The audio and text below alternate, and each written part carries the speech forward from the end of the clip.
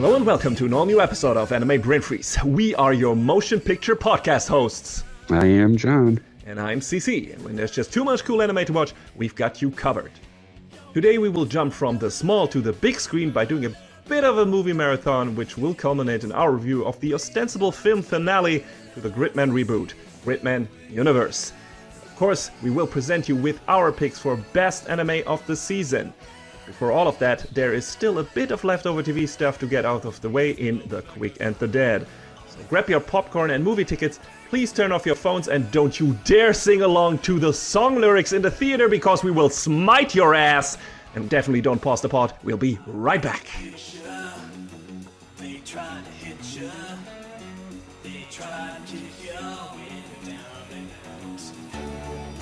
So yeah, Quick and the Dead.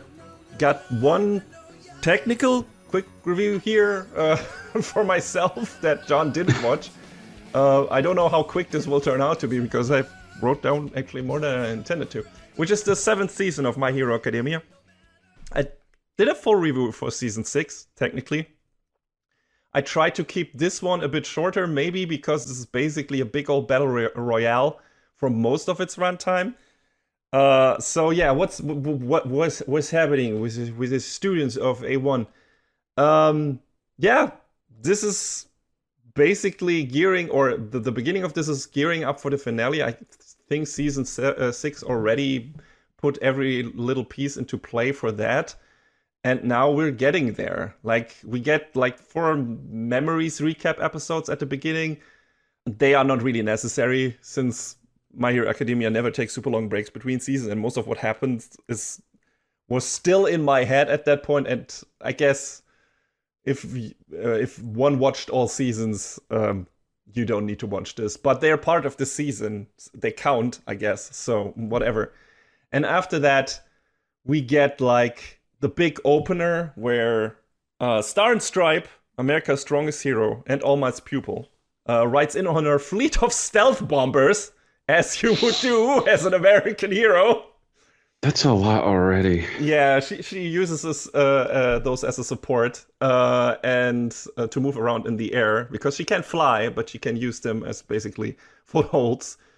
And she clashes with Shigaraki because All For One wants to steal her power, which is her ability to apply new rules to everything she touches. I briefly touched upon all of this in the sneak peek for season 7, or when I talked about that in our sneak peek. But yeah, that battle is over. That battle ends by Shigaraki actually winning and getting her power and everything. She actually lets Shigaraki steal her quirk and decay her body, but is like using that open opportunity to impose a new final order on his quirk, which is to oppose all other quirks. So as soon as Shigaraki has fully absorbed New Order into his body, it starts to destroy every single other quirk Shigaraki inherited from All For One as his new host body. So that was a bold move of hers, and she pays for that with her life. But, you know, it buys the heroes some time to come up with some plans before Shigaraki has reached full power and everything. So it was worth for that. And yeah, All For One keeps calling Shigaraki the other me, which emphasizes that he's only seeing him as a tool and an extension of his own will, which was, one could guess, the way All For One had behaved from the get-go. Like, he's the master manipulator, he's just using everyone to further his own goal and whatever. So Shigaraki is that for him. He wants just to be immortal, I guess, and needs a new body for that to keep on doing what he does. And Shigaraki is the chosen one. He has groomed him from being a kid for being that, and manipulated his life to become shittier and shittier so that he would be susceptible to All For One's manipulations. And it seems this is maybe paying off for now, or right now, because it seems like Shigaraki is playing into everything that All For One set up. It seems like this, but there are some wrinkles to that during the course of the season. We see Shigaraki actually maybe trying to break free from that. If it will be successful, we will see, but that's definitely something that's running through the season. So one of the big things, and one of the big surprises, and I'm gonna say, again, just with all my reviews for this, because it's a continued season, full spoiler, right? This is coming, everything that's happening in the later parts of the season. I'm going to spoil the shit out of that. But there are some interesting things that are happening in this season, besides the big we're going to have our final battle thing. It was teased before that since the villains have information they shouldn't have, there must be a traitor in UA. Since you've at least watched until season 5, John, any guesses who that traitor is? It's an unlikely candidate, let's say that much. A likely? An unlikely. Unlikely. Well, I mean, I was sort of suspicious of Hawks for a second there. But you mean of like the students? Yes, of the students. I can say that much before I give it away. God, there were so many students. I'm having trouble remembering all of them. It's from a person from A1. It's not one of the B team students. You know how little that narrows it down in my own brain? I don't know. Okay, so... And I'm sure after you tell me, I'll be like, oh, of course. It's Belly Laser Guy, Yuga Aoyama. Him. He's the mole. He always seemed to be a good kid. Like, I would not have expected him. He's goofy. He's a bit weird, but Yeah, now that you say it, I probably wouldn't have picked him out of all of them, but... Yes, he just seems harmless. He just seems a bit weird, but harmless, and we know why he's so weird. There's a moment between him and Deku in the 5th or 6th seasons where they go a bit into that, and we see like there's a connection, at least a one-sided one, and there's a reason why Aoyama wants to become a hero, and Deku is kind of like the personification of what he's striving to be and everything. So there's this moment where Deku is like questioning himself, and Aoyama is one of the people who gives him like a new drive and everything. So that was nice, and that further removed him from my suspicions. But it turns out Aoyama was also born quirkless, just like Deku. And because his parents were afraid that he would be ostracized by society because of it, because the way hero society works in this show, right? If you don't have a quirk, you're nothing, kind of. This is what Deku experienced anyway. They went to All for One and asked him to give Aoyama a quirk. Bad idea.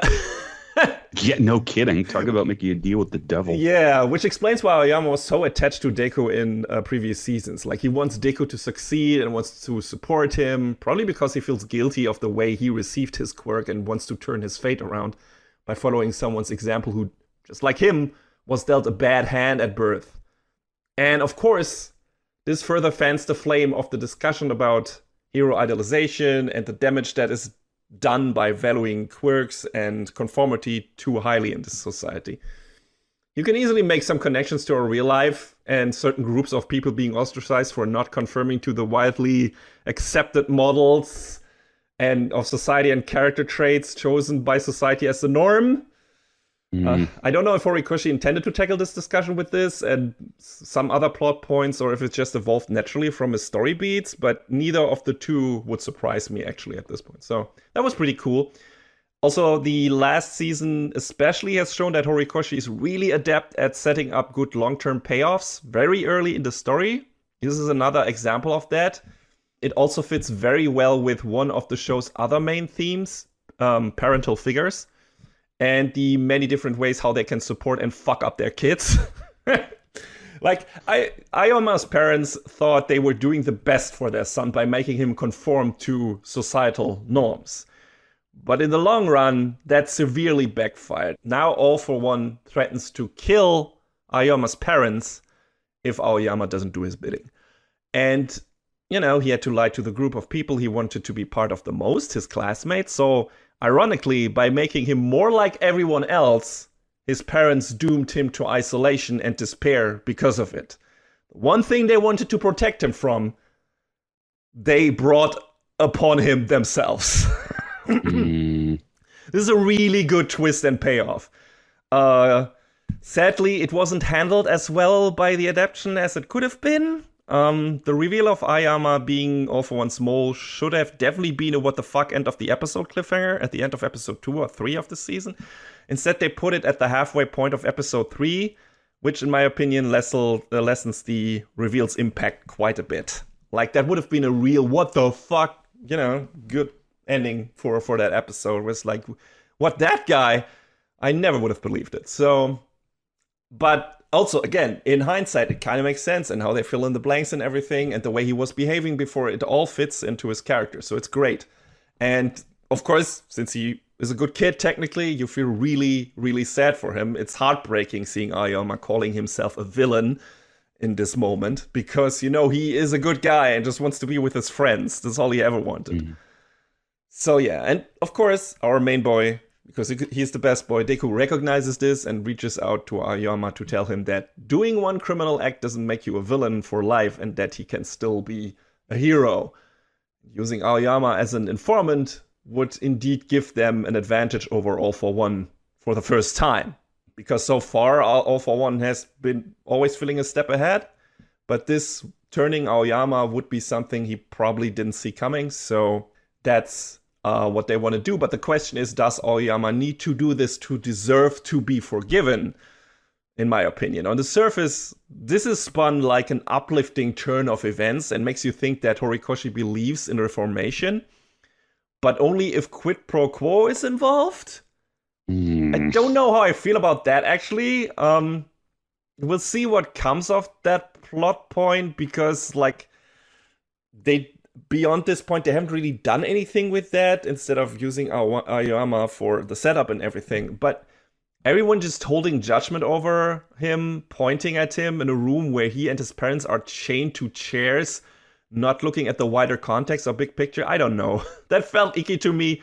But again, also pretty close to real life, probably. So, So Aizawa, Eraserhead, comes up with a plan for Aoyama and the others. They will try to separate all the important villains from each other and have that big battle, but all in different parts of the town/country. And that was really the point where it felt like, okay, the finale is approaching. We have the stage. This is where we're going with this. This is what we're going to do with this. This is going to be a fun, big old battle royale with different parties fighting against each other, not all at the same space, but, you know, in different parts with different character constellation and everything. On the bad guy's side of things, there's also some stuff happening. Spinner is willingly instrumentalized by All for One as a spokesperson for the heteromorph writers, you know, the heroes who look like animals or, I don't know, mutants or whatever. And the rioters see him as the savior from society's bigotry, which I guess also plays a bit into the Aoyama quirkless stuff and everything. So this is one of the big underlying themes in this season that Horikoshi seems to have been really putting a focus on at this point. And yeah, recap episodes aside, once the season actually starts, it sure ain't wasting any time. Sometimes to its own detriment, just like the second half of season 2. Like, the final battle royale between heroes and villains already begins in the 5th episode of this. And then we have different split-ups, like with the help of Shinzo's and Monoma's, of all people, you know, the arrogant guy who was always like yelling at the students from A1, I'm the best, you suck ass. But he can copy abilities. And so he copies Eraserhead's abilities, among other things. And the heroes manage to lure All for One into a trap by making him believe Aoyama is delivering Deku to him. Then splitting up all the villains and heroes and sending them to separate locations, like I said, with the teleportation technique Monoma stole from Kurogiri. And yeah, it's cool. At first I was worried we'd have the big free-for-all in a goddamn parking lot, because that's where this starts. This is where the meeting happens between All for One and, you know, Aoyama, and who's bringing Deku along.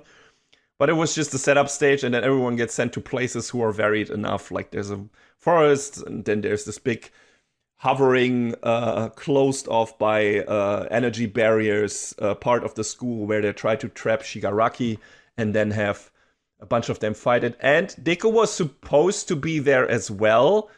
The problem is Toga, our favorite yandere, has other plans and pulls Deku into her location warp. So he and Ochako have to team up first. And he can't be in the fight against Shigaraki, which is a big problem because he's the powerhouse and Shigaraki is the strongest villain.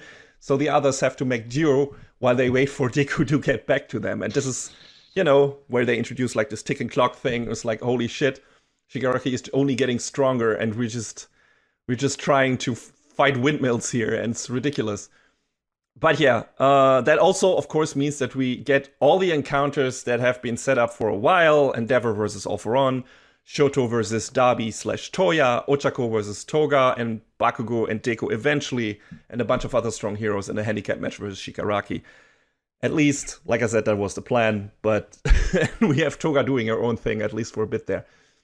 And yeah, Shigaraki, completely over the edge at this point, is going for some real body horror shit with all of them hands, which is especially wild since Horikoshi has stated in the past that he is bad at drawing hands, so he pushes himself to draw them more often so he gets better at it. So of course, Shigaraki now just attacks with a cluster of 5 million hands, all strung together. He looks like Tetsuo from Akira, like in terms of body horror, just at some point becomes this weird mass of just hands and fingers, and it looks gross, and it's just hand cancer. It's ridiculous. He was just a fan of those giant hand enemies in Elden Ring. Maybe. Yeah, they could. Yeah, probably drew some of those. But yeah, we have that. We also learned that Dabi/Toya, who am I supposed to name him at this point? I guess Dabi, since he's still being a villain, was supposed to be cultivated into a fallback in case Shigaraki didn't pan out, but he was too maniacal to control, even for All For One, which, oof, okay. Job well done, Endeavor, the son that you did not raise there. It's interesting to learn that. And that's one of the first big battles, really, we get. We have Shoto against Toya, against his brother. It's not really a highlight on a choreography or animation level at this point, because it's basically them just shouting at each other more than anything else. So the actual fight kind of sucks. But it's alright in terms of storytelling and a decent preemptive wrap-up, though we get the second stage to that, to this particular story. At this point, I was like, it feels like this should have been a 2-on-1 with both Shoto and Endeavor doing their part to bring Toya back. And I understand that Shoto is one of our main heroes and is the thematic mirror piece to Toya, but they barely had really any on-screen interaction until now. So it feels more thematically scripted than an actual natural conclusion from a character arc standpoint. That kind of stinks. It would have made sense to do that. Exactly. And I was thinking that because it's like, wait, you're just going to have them square up? You know, at least Endeavor should be part of it. In my opinion, that was the mission statement at the end of the last season when it was revealed that Toya is Dabi.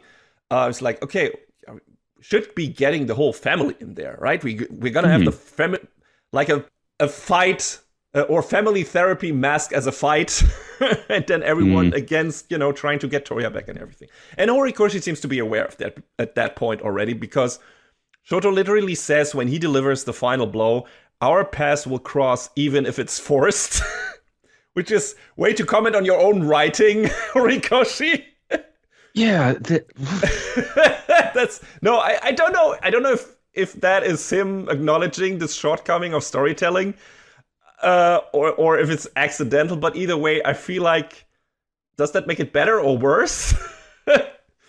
But yeah, so it eventually, thankfully, Endeavor also joins the fight, and we get a good aftermath after that with Endeavor and Hawks facing All For One, who of course uses Toya to trigger Endeavor and almost takes him out.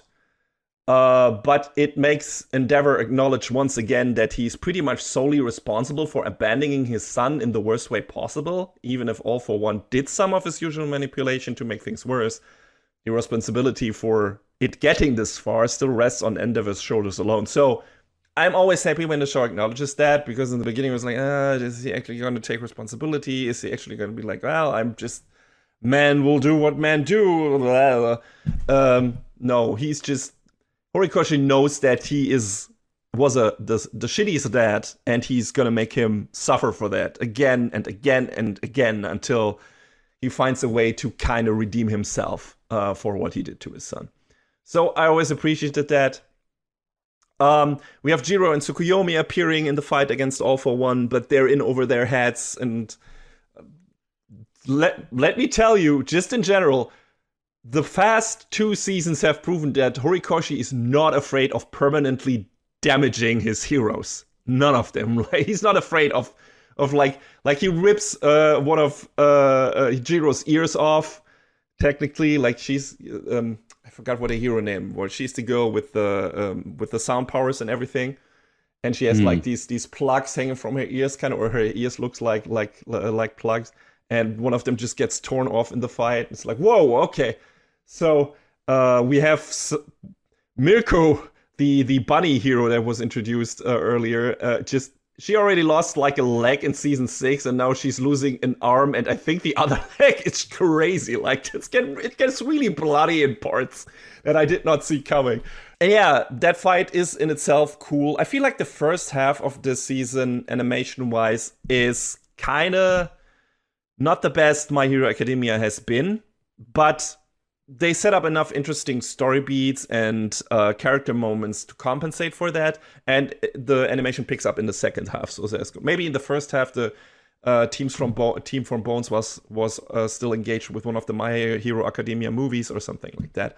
So that would make sense because, like I said, it picks up in the second half, and then the battles get really fun, look really good. So that's nice. It's better than if it was the other way around. So, but yeah, we get this. Even though it's not super well animated at this point, the fight against All For One is fun. We have Endeavor finally deciding to not fight for becoming the new ideal hero, but for the next generation. And that puts a neat bow on his character arc, in my opinion, already. Like, he could never have truly replaced All Might or even Deku, because he was too chained to a life of misguided ambition, inferiority complexes, and self-hatred. And the choices that resulted from that, with a little help from All For One, of course, led to him losing his family and a lot of people losing their lives. And I think at this point he realizes and knows that he can't overcome this mental burden in his own lifetime. And the only way to make up for his past sins is by securing a future for the next generation that might be able to do better. And this is definitely one of the best character arcs in the show, in my opinion, which I did not see coming. I think none of us were fans of Endeavor in the beginning. And I'm still not a fan, but I think like his arc and his struggle through the entirety of this show is probably some of the best realized stuff writing-wise that Horikoshi has to offer in his story. Like, to make a already unsympathetic character even more unsympathetic once you learn his character background, and then actually being able to turn some of that around, somewhat sympathizing with the decisions he makes down the road and redeeming him in some aspects in a believable way, and not gifting that to him, right? It's not like he's just, his family came to him and says like out of nowhere, hey, you're forgiven, everything is fine, which we've seen a bunch of other shows and everything, be the bigger man and whatever. No, he has to fight for that, he has to suffer for that, and he will, at the end of the show, he will not be completely there, because he has lost so much, and he's responsible for all of that, but he has made the right decision of being like, no, it's not my place to be this idol anymore, because I can't be that, because I have so much baggage, and that baggage has already damned so many people in my life, so I'm gonna do everything to make things better, and lift up the next generation, lift up Shoto, lift up Deku, lift up whoever is there from the current students, and make them actually succeed and become the new light for the society, instead of me being that. And that's great. That's good. That's good writing, in my opinion, and I like that. What I also liked was Bakugo calling Shigaraki a nutsack-faced handyman. It's absolutely what I wanted from that confrontation. That's pretty good. That's pretty good, yeah. And what's also pretty good is Yuki Hayashi in this season with his score. It's definitely taking that soundtrack to another level, like epic endgame feel. Gotta say, just some moments that some cues and some melodies we didn't have in the previous season. Some are brought back, but in a more like epic endgame, epic end fight kind of mix. So it's really cool. We have the big threes. Senpai characters coming back, like Lemillion and the other two. And Lemillion is the first one to make a dent in Shigaraki's psychological armor by bringing up that he probably didn't have any friends, or he wouldn't be hellbent on destroying everything, because you have a friend, you just don't do that, or you shouldn't be doing that, because, there are people who have things that matter to them that might be not the same thing that matters to you and everything. So And then the little remaining splinter of the original Shigaraki/Shimura consciousness picks this up and protests loudly, like a child, like throwing a tantrum by bringing up two of his childhood friends, which catches like both Tomura's and All for One's overriding consciousness off guard. It's like, what the hell? Where did that come from? Although they regain control quickly. But yeah, this is like, okay, he's still in there, like the original person that was before they were completely manipulated by All for One. And this is what Deku wanted. This was his mission statement in the previous season. Like, as long as I see a chance of getting him back, I will not kill him. I will try to pull him out of that misery and out of All for One's control. So we see, this is the moment where we see, okay, he's still in there. Tomura is still there. And the heroes need to take every small victory they can get, because otherwise they are completely outmatched by Shigaraki. He's probably on the level of Golden Age All Might right now. So even when the heroes get some big hits in, he just shrugs them off, kinda. And it looks at one point like he kills off Bakugo. That was an effective cliffhanger. Like, he's a big old fucking hole in his chest. And it's ridiculous, and you're like, holy fucking shit, did I kill one of the main characters? And of course, there's still some, yeah, it's very dire, but also Edgeshot just gets in there and tries to repair his heart by turning into a string and whatever, and Best Genius is also trying his best. So that's still happening while the fight is happening, and he's not fully dead yet, and I assume they're gonna revive him in the next season. I don't think that is going to stay this way. And we have some nice back and forth moments in general in this match. Like, there's some moments where you think, oh, they got an upper hand on Shigaraki, like with the moment where his original consciousness shines through. But then he goes and fucking blows a hole into Bakugo's chest. And then we find out Toya is still alive after all, after we thought Shoto just completely obliterated his ass. But no, he did not. And then All for One, after we think Endeavor completely burned him up, and he looks like a burnt up husk, he has a last second ace up his sleeve, and that is a capsule basically distilled from, with a fluid distilled from Ares Power, the girl from season 4 that our heroes rescued from, what's his name? Overload? Oh, yeah. That guy.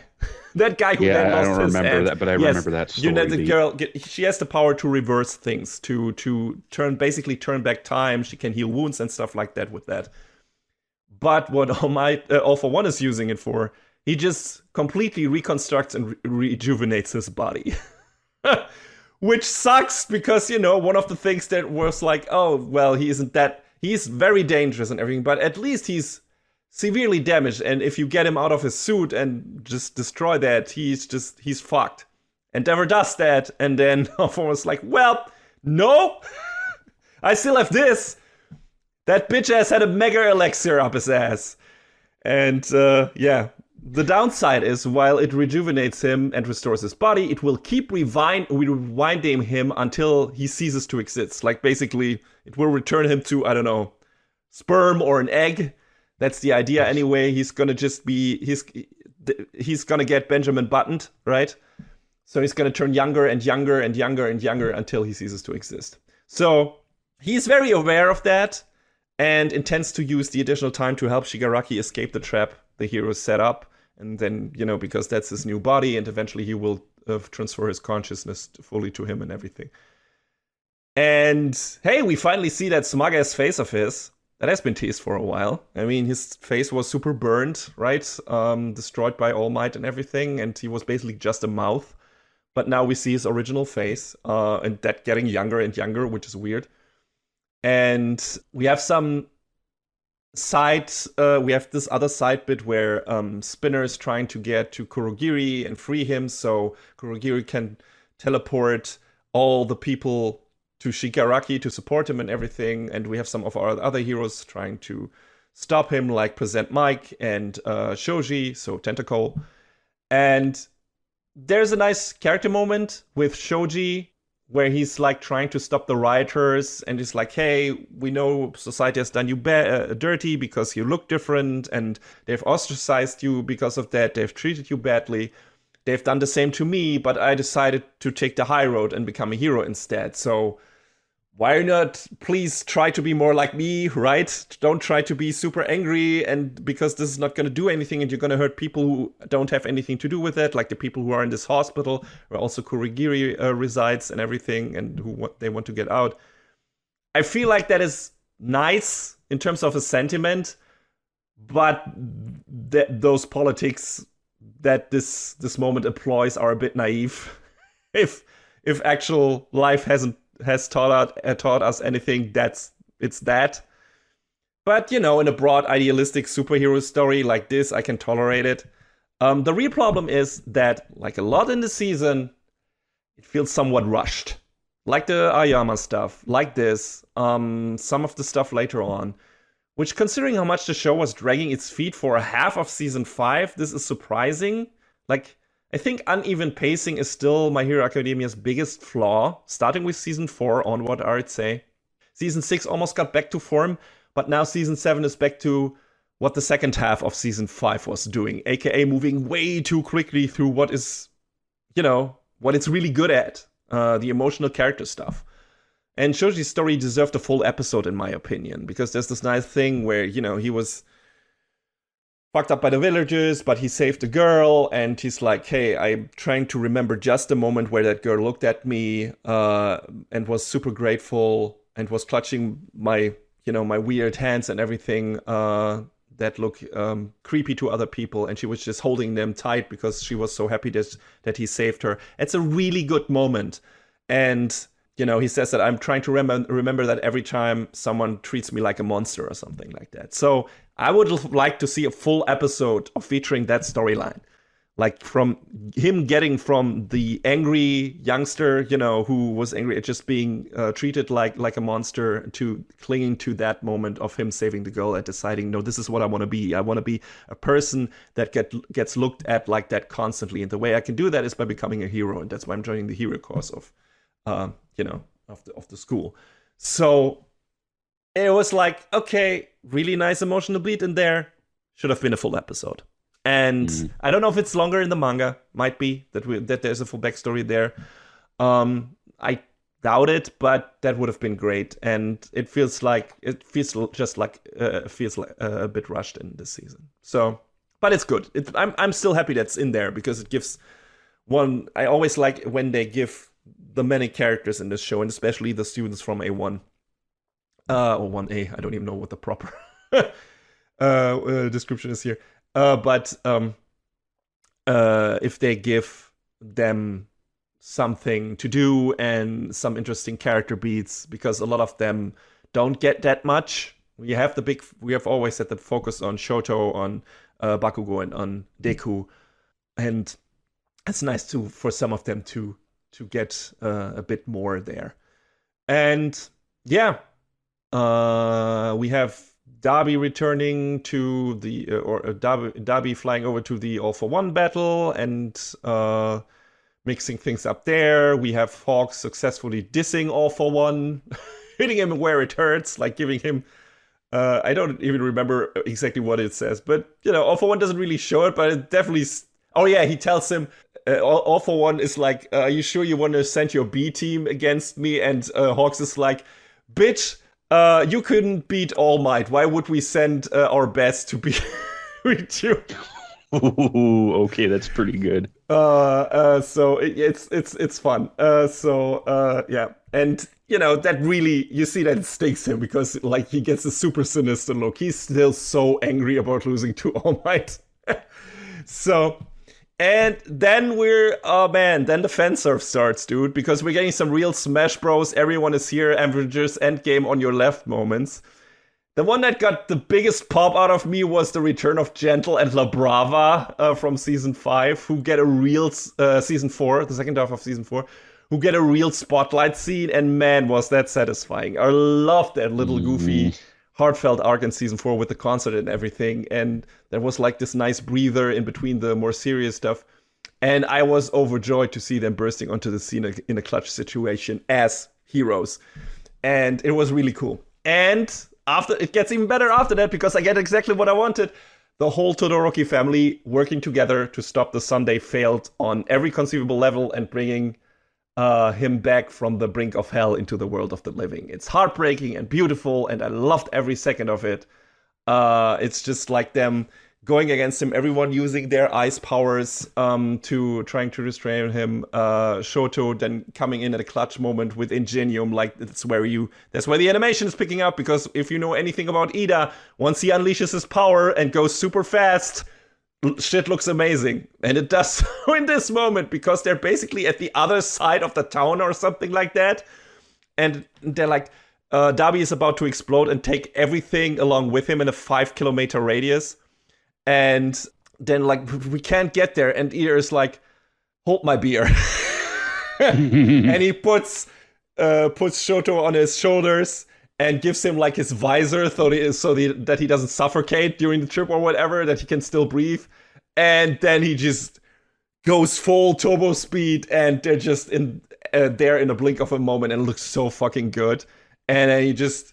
and Shoto just runs the last couple of meters and then just unleashes a full-on super ice attack and manages to free while his entire family was already holding back Dabi, and they manage to freeze him and cool him down, and he doesn't die, and we have this nice moment of Endeavor breaking together over his son's body and is sobbing and is apologizing, and it's really good. It's really fucking good. Like, this is everything I wanted out of this storyline. This is good stuff, and I'm so happy that's what we got, because at the beginning of the season it didn't look like it, because we only had the square off between Shoto and Dabi. I was like, well, is that all we're gonna get? Nope. They really went there, and they really did good shit. We have a really nice spotlight episode with a fight between Toga and Ochako, with a great emotional climax there as well, which first of all surprised me, also that they got an entire episode, because I have made no secret about my opinion of My Hero Academia failing its female cast members constantly by not giving them the focus they deserve. But thankfully, this was one of the episodes that at least gave me a glimpse at what would have been possible if the ladies got a bit more screen time. Like, Ochako finally being able to reach out and make Toga realize and verbalize that she really what she really wanted, and that there's someone who will let her have that without her having to be a villain is nice. More build up and focus on that over the course of the series would have made it work much better, but it was still a good effort of doing something with their storyline. And at the very end there, we get a Dark Knight Returns rematch between All Might and All for One, where All Might switches from being Superman to being Batman, has like the big old Batmobile, and dons a fucking bat cyborg suit with a bunch of different tools and toys matched to the abilities of the students from 1A. So it's basically like one powerless All Might fighting with the support of all of his students against his arch nemesis, and it's fucking cool as hell. And yeah, Horikoshi sure is a US comic book nerd. That's for certain, because he's just goddamn Batman at that moment. He really is. And it's great. And then we get a final season teaser. Like, we have Deku squaring off at Shigaraki at this point, trying to heading to control his anger at the beginning, because he saw that Bakugo was on the brink of death, managing to do that and realizing that he can probably still pull Tomura out of there. And we have All Might fighting against All for One. And then the season is over. And we get a big cliffhanger, and we get a teaser that next season will be the final season.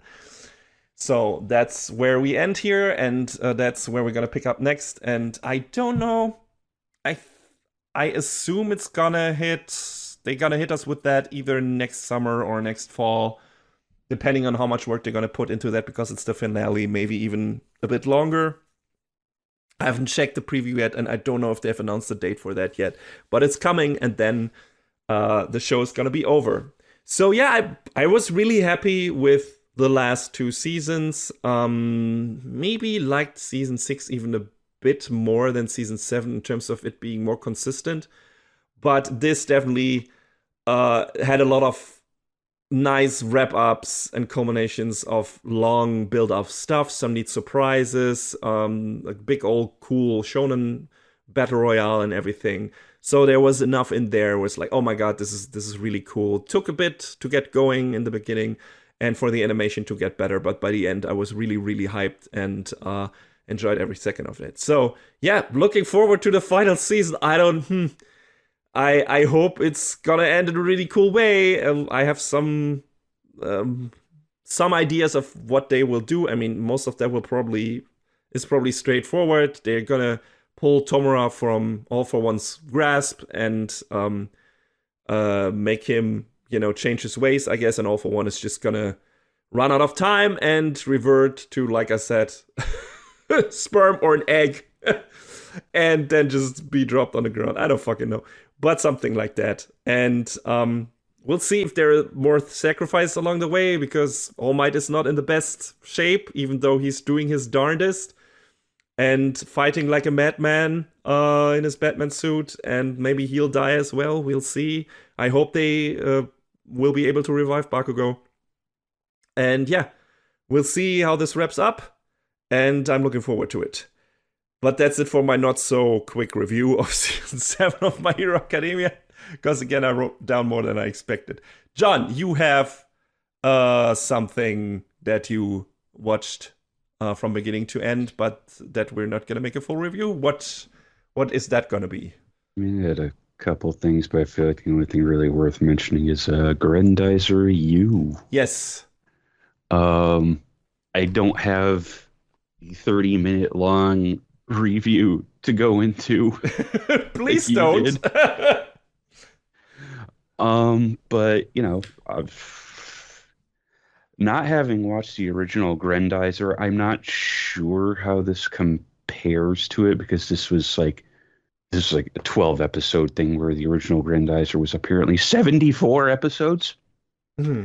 So I don't know just how compressed it is, or what they removed, or what they changed, and I don't think all of it is actually even translated. I'm not sure I want to go back to an old 1970s anime and rewatch that, but I mean, they changed the where the story is taking place, right? They changed the locale from Japan to the initial setting, yeah, but then they eventually do end up going back to, the Kabuto facility in Japan, and they sort of start to make it into more of a global story, because when the Vegans are like, hey, so every day you don't hand over Duke Fleet to us, we're going to destroy a different world capital. And they basically nuke Washington, D.C. at one point.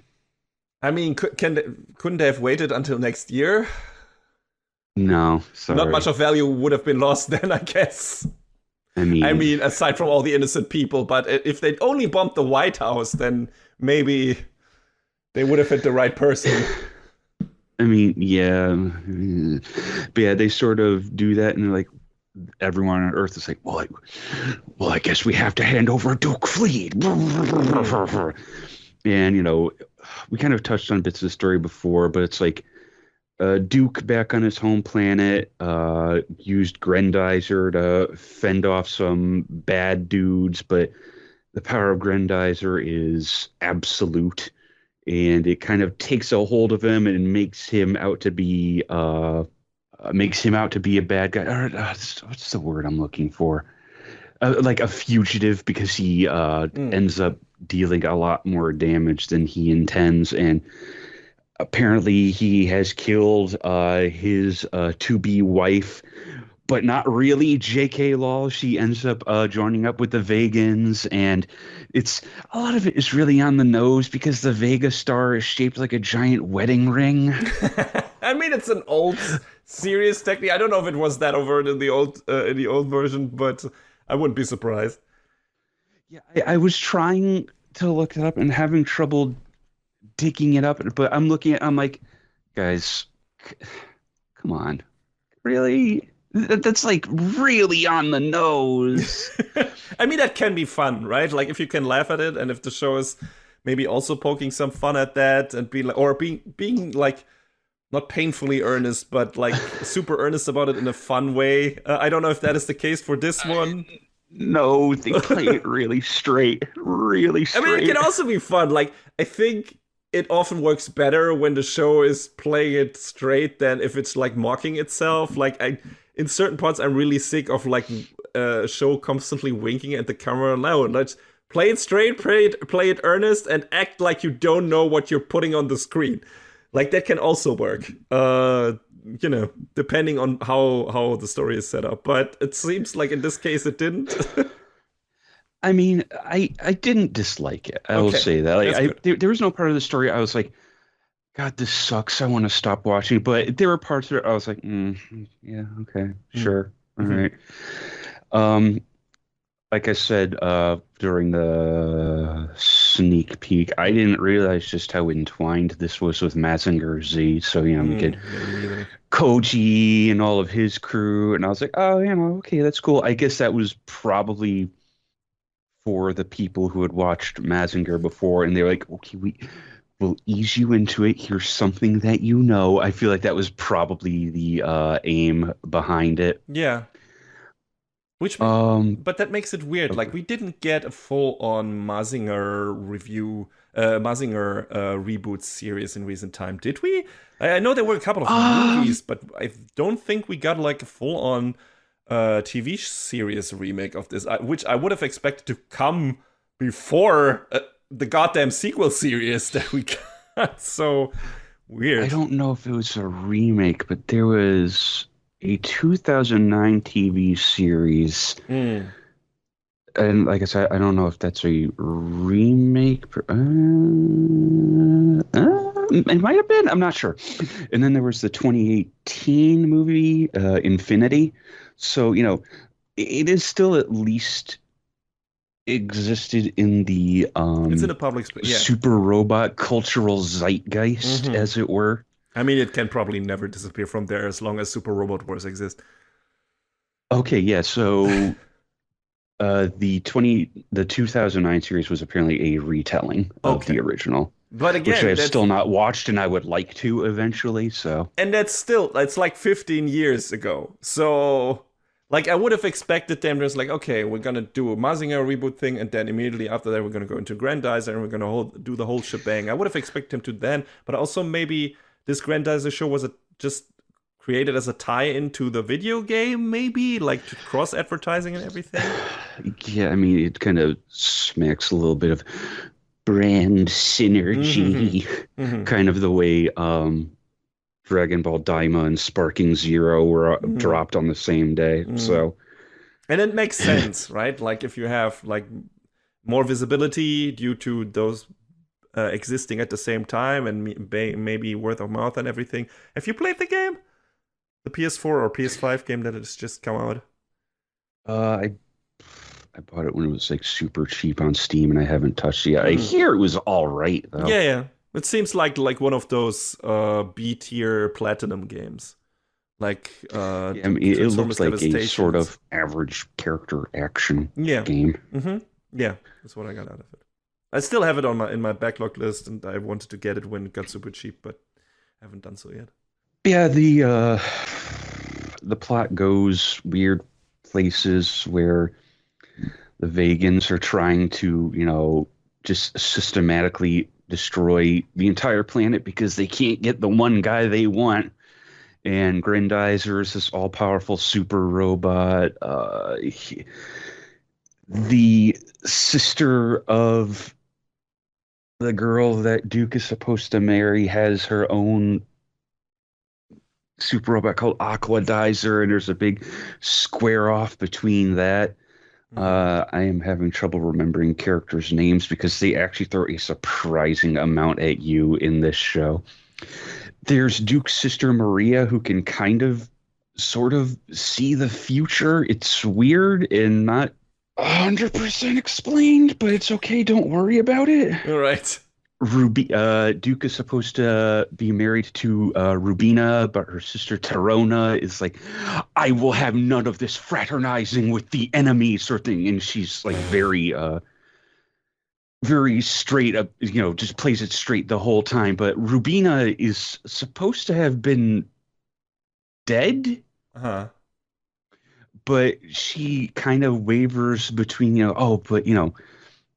the Vegan Empire is the greatest of all. We have to capture and find Duke Fleed. But then when it sort of becomes apparent that, hey, so all of the things that happened back on Planet Fleed weren't exactly Duke's fault, she's sort of like, well, maybe we don't have to do that thing. And she tries and goes to see him. And at one point she does go see him, and she and Duke get married, but just kidding, it was actually Torona in disguise. Whoa. Because she's like, if I marry you, then you can't harm my sister any longer, you awful man. And it's like, Jesus Christ. And all this culminates in taking the fight to the Vega Star and all of their saucer beasts, and there's a ton of them, and Mazinger Z gets a massive power-up so it can actually fight on the same level as a Grendizer, because, like, there's a massive power gap between Grendizer and the Vegans and Mazinger because, that stupid, awful terrestrial technology. Yeah. Who cares? There's this one character, Kasado, who's supposed to have been one of the Fleed Knights alongside Duke, but he's all like, I don't like how strong you are, Duke Fleed. And he's just out to kill Duke. And there's this moment where it's like, oh, maybe he can turn around. No, okay, no, he's dead. Never mind. Whoops.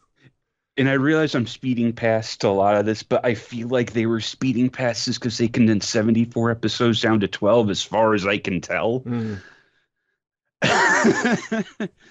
And they have this big old fight with the Vegan leader who's got a face inside his face, and it's weird, and it's very Go Nagai. Super distorted. And it doesn't really matter because Rubina ends up getting killed in the end, and it's like, we didn't get the good ending anyway. Okay. It was fun. It moved about 150 miles an hour, but it was a fun watch. If you want something that's like, a fast watch, you could check it out. Good luck finding where to watch it, though. I'm sure if you know your way around the internet, you'll be able to find a way to watch it, like the way the both of us had. Well, I know you ended up dropping it, but I ended up sticking it out and had to find ways to watch it. But it's out there. The quality of the production kind of goes up and down a bit, but I don't ever feel like it was egregiously bad.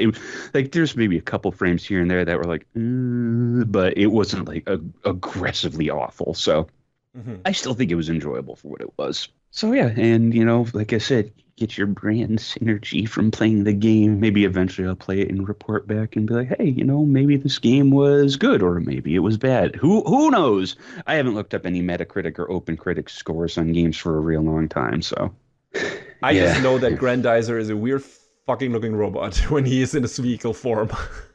Old UFO. Yeah, the UFO form, and I mean, it is called in the original UFO robot Grendizer, so there you go. He is that. It's just one of those very unusual mech designs that you really never see anymore. Probably for a good reason, but it's fun. It's fun that it's like, well, they didn't change anything about it, really, right? Like that they still kept it like as this round fucking UFO typical, like a saucer, saucer, yeah. So well, because the vegan baddies of the week are called saucer beasts. So there you go. It's just cool, just going with the theme. I like that. Yeah. So check it out if you just want your hit of 1970s nostalgia, because it definitely feels modernized enough, but you can still tell that it's like, there's parts of here that are a little bit of its time, especially Grendizer's design in particular. Everyone else kind of got a little bit of a facelift, so that's fine. But I guess then that's in for the Quick and the Dead, and yes. So I guess it's up to the next thing. Let's get over and do some movie magic.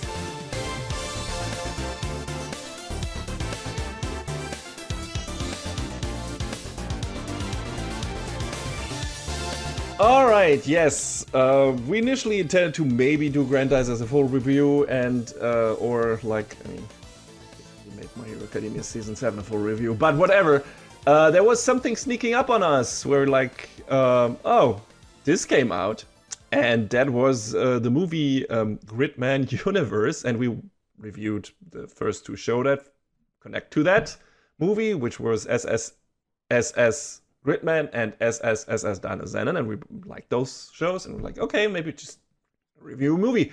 But at the same time, I was like, maybe that's not enough for the full segment, so why don't I check out a couple of other movies, because I intended to anyway, because they were also landing on my doorstep. So before we get to Grendizer Universe, before we get to Gridman Universe. I mean, they're both GU. Yes, very confusing. Two words, completely different, but the letters are the same. Damn it. But yeah, so before we get to Gridman Universe, I have 3 other movies that I checked out and I want to talk about at least for a while. So, John, take a cup of hot cocoa or something and lean back while I talk in detail. No, Oh no! At least the first 2 are going to be very quick. The third one I have to talk a bit longer about it because you'll see. The first one that I checked out, sports anime, something I've been looking forward to a long time, and that is HAIKYU, the Dumpster Battle. Weird name, I guess, but if you've watched the show and I've reviewed 5 seasons at this point. I'm not sure, 4 or 5. At least done quick reviews of the other ones. Don't remember in what form exactly, but I've talked about all of the seasons.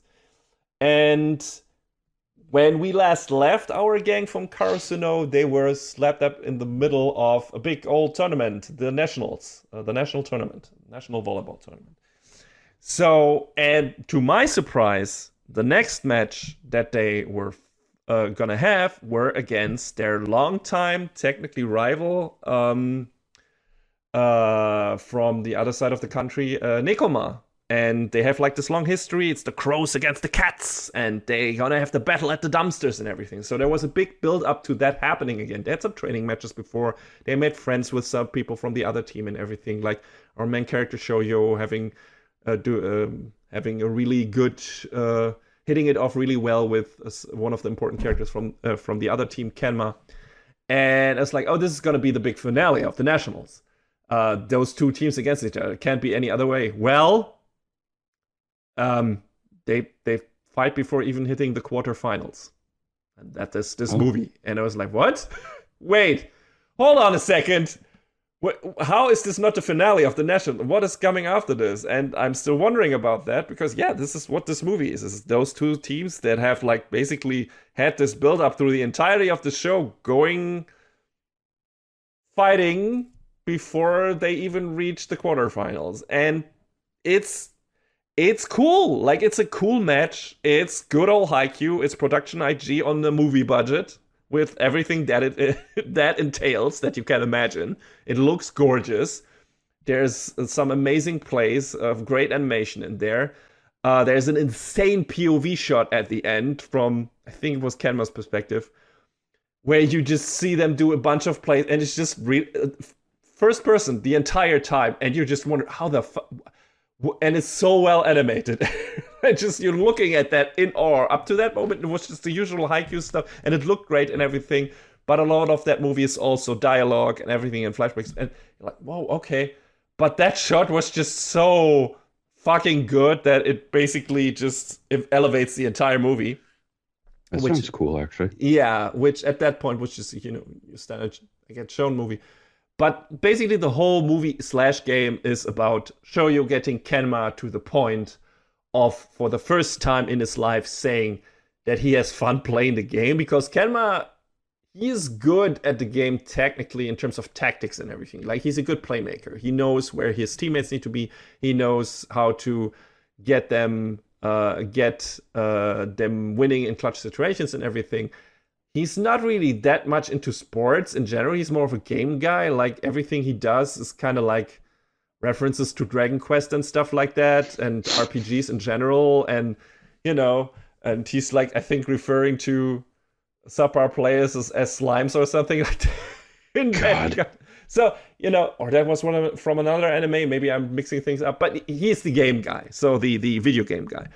And he's just started playing volleyball because his best friend, who's also on his team, is really into volleyball. So he's just got strung along, and he's never been super, or has not admitted to super being into that. He was like, I'll play it because I guess I'm good at it, but also I'm not a super fit person and run out of steam quickly.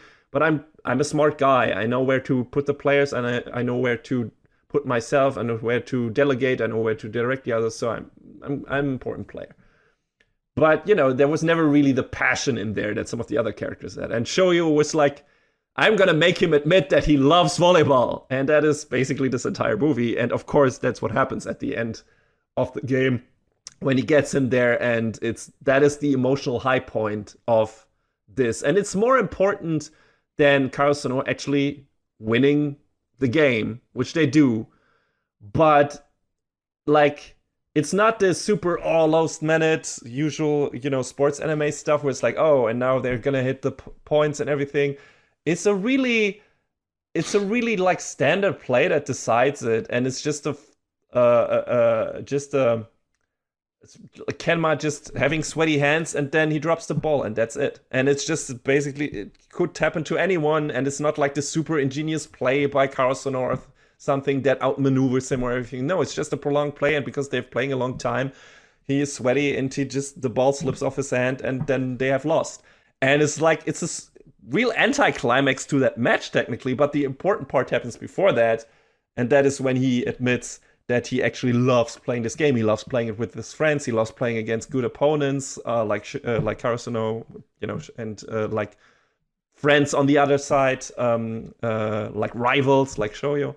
So that's the emotional high point and climax of that actual match. And then the Karasuno winning is just, the thing that needs to happen, really, which might disappoint some people, considering some of the matches in HAIKYU are just so energetic and exciting and everything. And that, I don't necessarily feel like that is this match in this movie. And considering the way it was hyped up and everything was built up to it, that might feel like a bit of a letdown to some people. It didn't really feel for me. I was surprised that that's what they went with, and that they were completely focused on the character stuff. But that also works in regards to what HAIKYU was doing until now. So I liked it. I liked it a lot. I'm super surprised this wasn't the finale, though. And so I'm pretty sure I know who they're going to play against, because there's this one team that's going to probably wait for them in the quarterfinals that has this kind of like anti-shoujo, like this with the same body attributes and everything. He can jump super high, he can do super quick plays and everything. He just has white hair, so it's white shoujo or something like that. And they're probably gonna square off. But the weird thing is, these will be the quarterfinals, and as far as I know, only 2 movies have been announced so far. This one and the next one. So are we getting more, or are they going to get kicked out of the nationals in the quarterfinals? Which is my current assumption. Which would there's always time for them to announce more. Yeah, sure. But it's like the manga is over, and I don't know how much more story they had to cover. So this could be like we tried, but we're not there yet in terms of capability. So I also wouldn't be surprised if that's how they ended. Like, they're probably gonna lose against the better shoujo in the next match. That could be the case. Bit of a spoiler, I guess, like with announcing only the 2 movies, and but also, like you said, maybe they'll announce more. We'll see. But yeah, really interesting. That would be like a Ganbare Kickers situation. A soccer anime I watched faithfully multiple times through from beginning to end back in the day, because it was airing on TV over here and everyone liked it. Not Captain Tsubasa, but the other one. And they, at least in the TV series version, they lost the finale in the tournament they were playing at the end. Like, they lost the finale against their arch rivals. And that was really, for me, watching that back in the day, that was like, what? Our heroes don't win at the end? What the fuck? Well, how many times did Ash lose in the Pokemon League? Yes, but that was before Ash, so I True, I didn't know about his chump ass, but so But yeah, so that was really surprising to me. So would be interesting to see something like that again and see how the team handles that and everything. And yeah, we'll see. And also, the Kickers won in a movie version that changed the ending of that game, which I haven't seen yet. I should try to. I mean, I think I already found it somewhere, but I haven't watched it yet. So it would be very interesting. German subs, sure. But anyway, that cool movie. Liked it a lot. Interested to see how the next one pans out and if that will be the end of the series or if we'll get more. If there was more stuff left from the manga or if that is where the Nationals and the story end. But yeah, I'm definitely gonna watch that whenever that will end up. I watched an anime movie at the movie theater. It just came out. And that is The Lord of the Rings, War of the Rohirrim, which technically is an US produced movie for all intents and purposes, but it has a lot of Japanese staff. Among them, the director, Kenji Kamiyama, who they really put front and center in the advertising, like in the trailers, from legendary director Kenji Kamiyama. It was like, wait, who is Kenji Kamiyama again? Well, he directed a lot of Ghost in the Shell standalone cop-like stuff. He directed,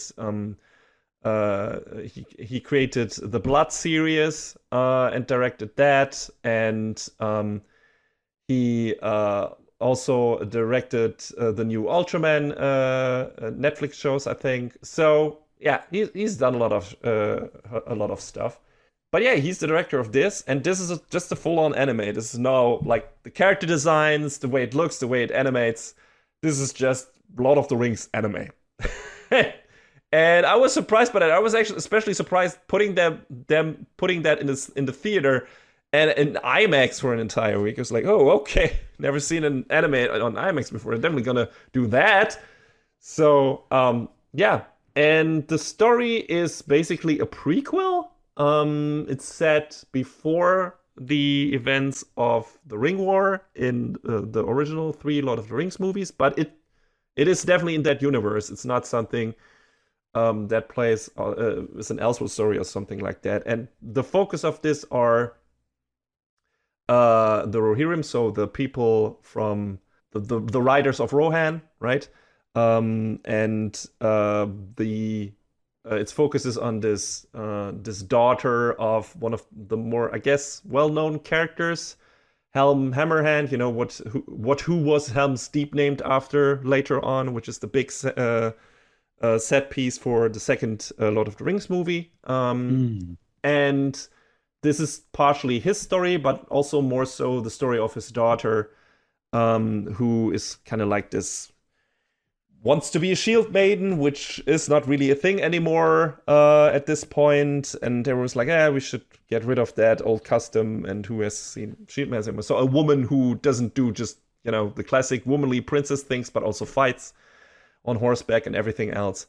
And she is kind of that. She is pretty wild, and she wants to be more than just married off to some prince of Gondor and yeah, and then some shit happens, like her dad, Helm Hammerhand, lives up to his name and accidentally, which is a single punch, kills a lord from a different part of his kingdom, and that causes that lord's son to rebel, and there's a big old war, and shit hits the fan and everything, and that's basically the entire movie, with different changing set pieces and everything, and Helm Hammerhand's daughter, Hera, being mixed up in that because she's also had kind of a childhood, not necessarily romance, but definitely friend thing going on with the son of the Lord who got killed and everything. So that complicates it, or would complicate it if he was actually a sympathetic character, but he's an absolute asshole, like from beginning to end, like he's the worst.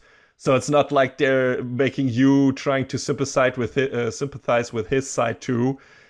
It's like he's just a completely controlling asshole and like the smallest man in terms of, oh God, you were better at me than fighting, and I hated that, and how dare you live your own life and everything, and how dare you make me beg to marry you and whatever. So he's He's real incel prince, I guess. But goddamn, uh, he, yeah, he's a shitty guy, and the movie is just him throwing an army against, Hera and her father and everything, and then having a big old showdown at Helm's Deep, which is not called that at the beginning. I don't know what it was called in English. Was it called Horncastle Hornburg? There, it was called Hornburg in German. I had to watch it in the German dub because there was no original version showing in IMAX. So German dub was solid because it was a big movie production. So of course they got some good voice actors there. But I would also like to see it in English again.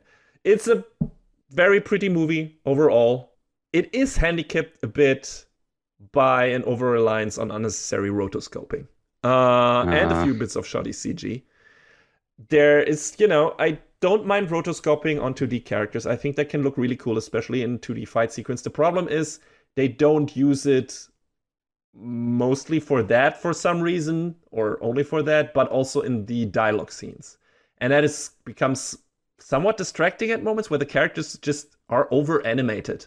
Like they just weirdly move around and move their shoulders and turn in every direction while they talk and everything like that, which is super unnecessary. And the problem is, if you have the rotoscoping on traditional 2D animation with a limited frame count in fighting sequences, you necessarily don't notice that, or it can actually enhance the kinetic energy of the fight scenes. The problem is, in dialogue scenes, it just looks weird. It's just like these characters who shouldn't behave like 3D models, trying to behave like 3D models in a super fluid way. And 2D, not Disney 2D, super fluid 2D rotoscoped animation, but, limited frame animation that can look really good, but it was not made for that kind of behavior, especially not in its dialogue scenes. And so you have like this weird moments with over-animated characters just going down the stairs and talking and trying to look way too much like motion capture and everything, which I must assume also played into that.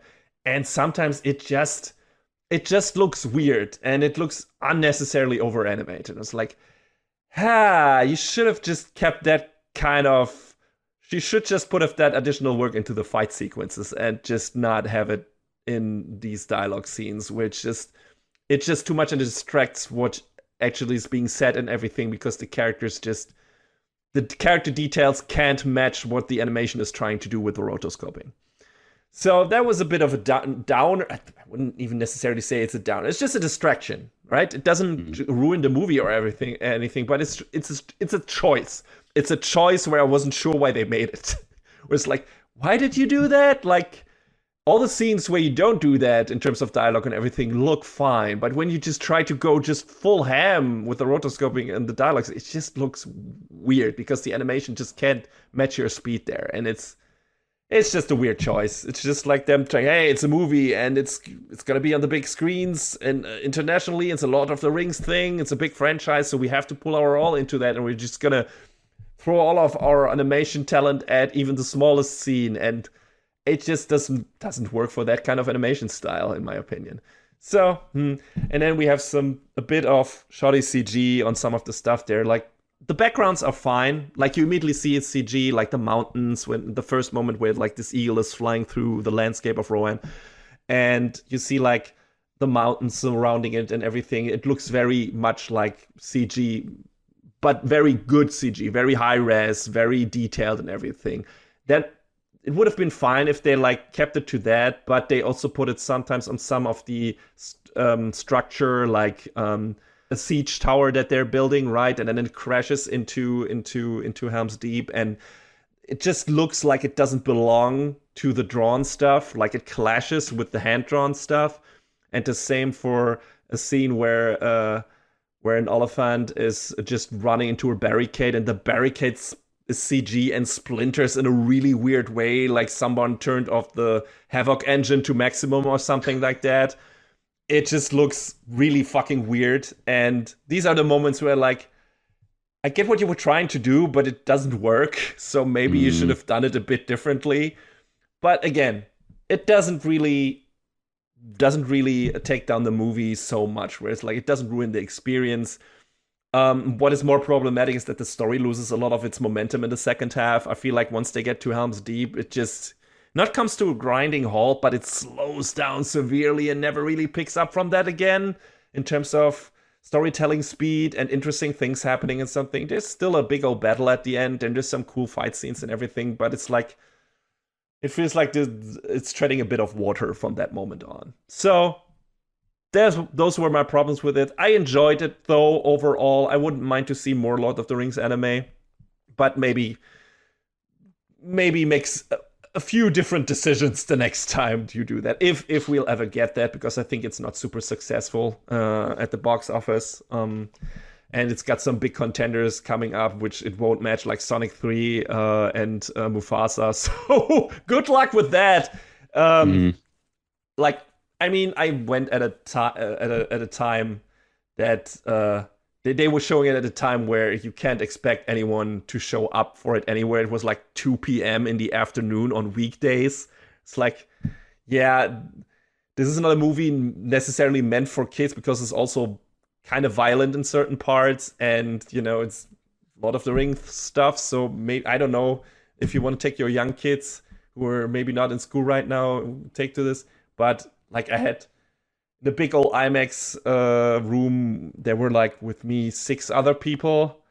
So and it was his first week, I think. So at least over here, it's probably not getting that much audience. So, and it sounds it's the same for the US box office. So we'll see how much money it makes. Maybe it will not discourage them to do more in that vein. I wouldn't mind it. I would like to see more from this universe in anime form, but also maybe this was a one and doneer. We'll see. I'm sure all of the Lord of the Rings nerds out there will do their best to go see it. Yeah. I mean, you say that. I was talking to a colleague of mine, and she was like, well, I'm probably not going to see it in a theater. I'm going to wait until it's on home release. I'm like, oh, well, yeah. Okay. Never mind. Yeah, we'll see. I don't know. Maybe also, I feel like I've seen the trailer a lot, especially in front of big movies, which surprised me. But I don't know how good the advertising or how prominent the advertising is outside of that. So I don't even know how many people are aware that there's a new Lord of the Rings movies in theaters. True. So we'll see. We'll see how it pans out. But again, solid movie, was entertaining. Like I said, slowed down a bit by the end, but a bit of weird creative choices there. But overall, it was competently made. It was fun. There was a lot of cool action stuff in there, and it was despite some of the weird choices, it was very pretty. Like really, really big budget anime pretty. So, yes. That's good then. The last one before we get to our big shared review is a last minute thing. I was like, oh, right, I haven't seen that one yet. Maybe I should check that out. And, oh, Jesus Christ, that thing blew me the fuck away. And that's the first Slam Dunk, which is... So first of all, I'm a bit late on this, since it came out at the end of 2022 in Japan. But hey, better late than never. And also, it's been only available on home media since summer this year, so I guess I'm not that late to the party. And this movie adapts the final match from the Slam Dunk basketball manga, which hadn't been adapted until now. Not even in the original TV series, which I loved. I loved the original Slam Dunk TV anime, but it ended before it was able to adapt all of the manga. There were also 4 other movies of that, aside from the TV show, in the 90s, but those were all set during the series or were prequels and not after it, if I remember correctly. So as far as I know, this is the first attempt of adapting the finale of that manga, which, given that, the title is a bit of a misnomer, I think, because it's technically the last Slam Dunk. Yeah, I was going to say... I wasn't quite sure about why the creator picked that, but it doesn't matter, really.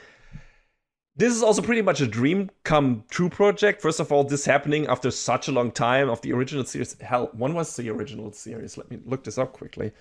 1993.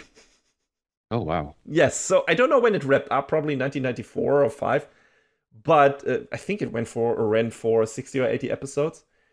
And now 2024 or 2022, I guess, we get a big budget movie wrap up for this. And not only that, but it was directed and written by the original creator of the manga, Takehiko Inoue. Well, now. Yes. Which feels like an incredibly rarity, John. Did we ever have that where the original manga creator was also the director of the adaptation? I don't know. Like, actually, with the first, not only like cooperating or an assistant director or something like that, but actually first and foremost writer and director of that thing. I don't remember anything. Think of, but yeah, I don't remember anything like that ever happening, ever.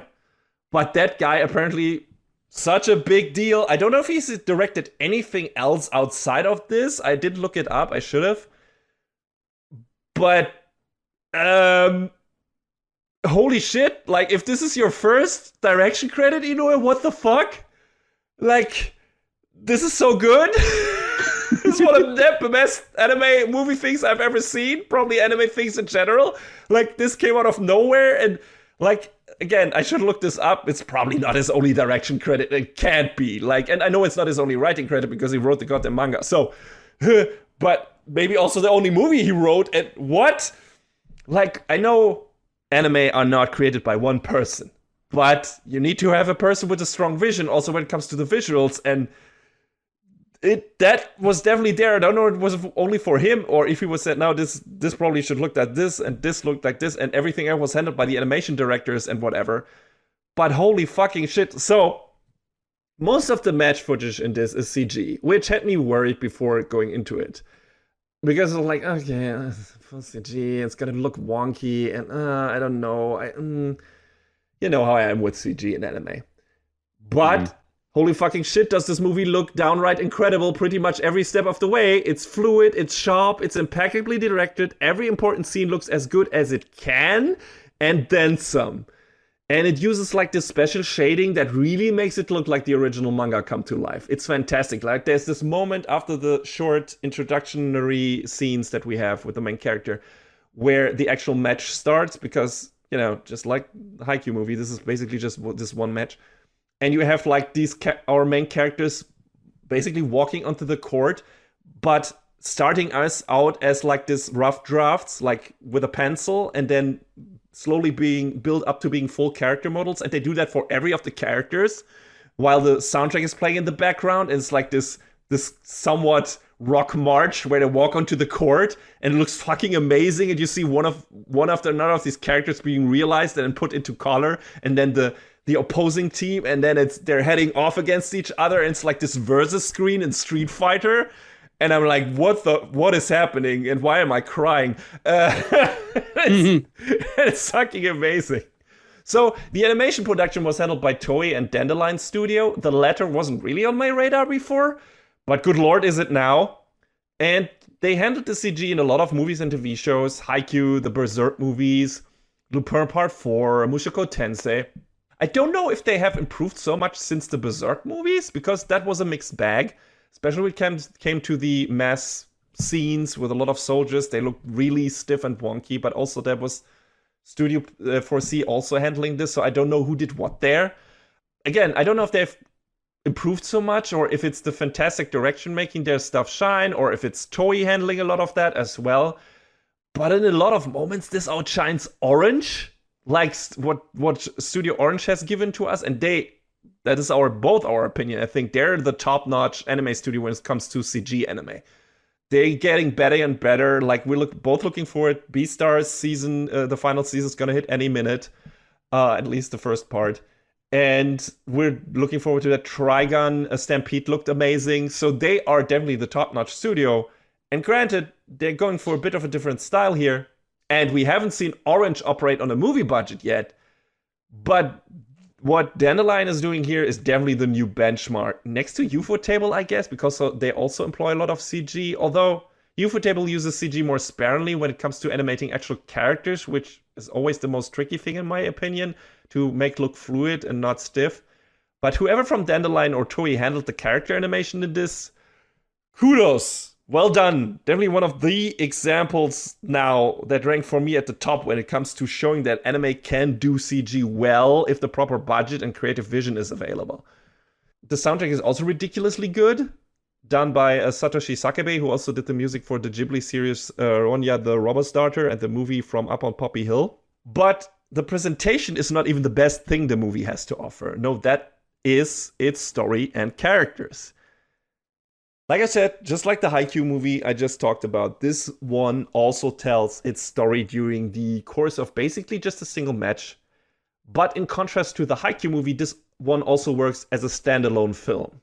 All you really need to know is that these are the finals of the National High School Basketball Tournament. You get introduced to the most important characters during the match with a lot of flashbacks. But by far the best decision the creators of this movie have made is shifting the perspective away from the original main character of the story, Sakuragi Hanamichi, or Hanamichi Sakuragi, and centering it mostly instead on Ryota Miyagi, who joins the manga and the TV series in its second half. Why was this a good decision? Well, while I absolutely love Hanamichi and his goofball antics, his story is mostly getting into basketball because he crushes on a girl. There's more to it than that. He was a delinquent before and didn't really belong. He has like his buddies, his goon squad that he hangs around with, and he makes trouble all the time, and he's a dumbass. But then he gets into basketball because of this girl he crushes on, and he generally learns to care about the game and some members of his team to an extent. But all of that is still kind of superficial, and that might be a bit lacking in substance to some, especially if it's like they're only the movie that they have, and if they made Hanamichi the main focus of that. So instead, they make Ryota the main character of this, a guy who lost both his dad and brother in quick succession when he was a young boy, a brother who taught him to play basketball and who he downright idolized. And this final match is against the team his brother wanted to eventually play against and beat, and never got to do that because he died. So immediately, you have this incredibly strong emotional hook. They basically turned this match into that boy's life story, standalone story, and it works so incredibly well. You have the complicated relationship to his brother and his mom, his troubled youth, how basketball plays into all of that. It grabs you, it hooks you, and it never lets go. It's an excellent sports drama and movie, period. Loved every goddamn second of it, and was downright trembling in the final moment of the match. It's so good, and it just escalates and escalates and escalates when it comes to the match moments, actually, and it gives every character, not all of them, but a lot of the characters, like each their cool moments to shine, and also a bit of background story. If you've seen the TV show, you know them and you know what to do with them. But also, if you haven't, that's why I mean what I mean when I say it works as a standalone movie. You get enough character work in this to really pretty much connect to every character, at least on the team that you're supposed to root for, not so much for the other team. But you learn so much about them, and everyone has like a great moment in the match where they can shine and they can turn around this match. And the match footage just looks incredible. It's just such good animation, such good CG. And we have traditional animation as well, mostly in the dialogue scenes outside of the match and everything. But the CG in the match itself, and how fluid it is, and how the plays are visualized, and how much the camera swerves around the characters, and how quick everything moves, it just looks so fucking good. And yeah, I really recommend everyone to watch this. Sure, you get more out of it if you're already familiar with the story and characters, because naturally some of them, like Akagi Rukawa and Kogure, for example, don't get as much screen time as they deserve. And from the anime team, you really get only a bit of background on one of the guys, but it really doesn't matter, because this story is so expertly crafted and so incredibly well presented that this is really all you need. And it maybe will give some people the incentive to check out the original show or manga. So that's great. And like I said, it works so well that they changed the focus character for the audience to the ostensible main character to one of the side characters and made him the main character of this particular movie. It works so much better than if they would have chosen Hanamichi, as much as I love that guy. So fantastic idea, fantastic movie. I loved it. I would definitely watch it again and again, probably. And I hope everyone out there who likes sports anime, or just anime or movies in general, will give this a look, because hot damn, if not, y'all are missing out. That's absolute once-in-a-lifetime movie, in my opinion. I was just blown away. I wish I could have seen it on the big screen. I don't know if it had a run over here. Maybe, and I won't look that up, because I will just be very angry at myself that I skipped on that because it was like, it's CG, so it's probably not as good. That will show me. Goddamn. So yeah, I'm super happy that this, after all these years, after like 30 years, holy shit, I got a finish to this story, and what a finish it was. What a goddamn finish it was.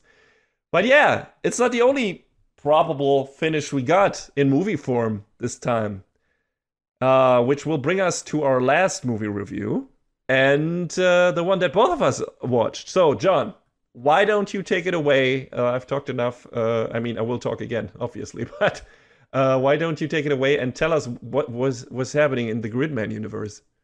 A lot, apparently.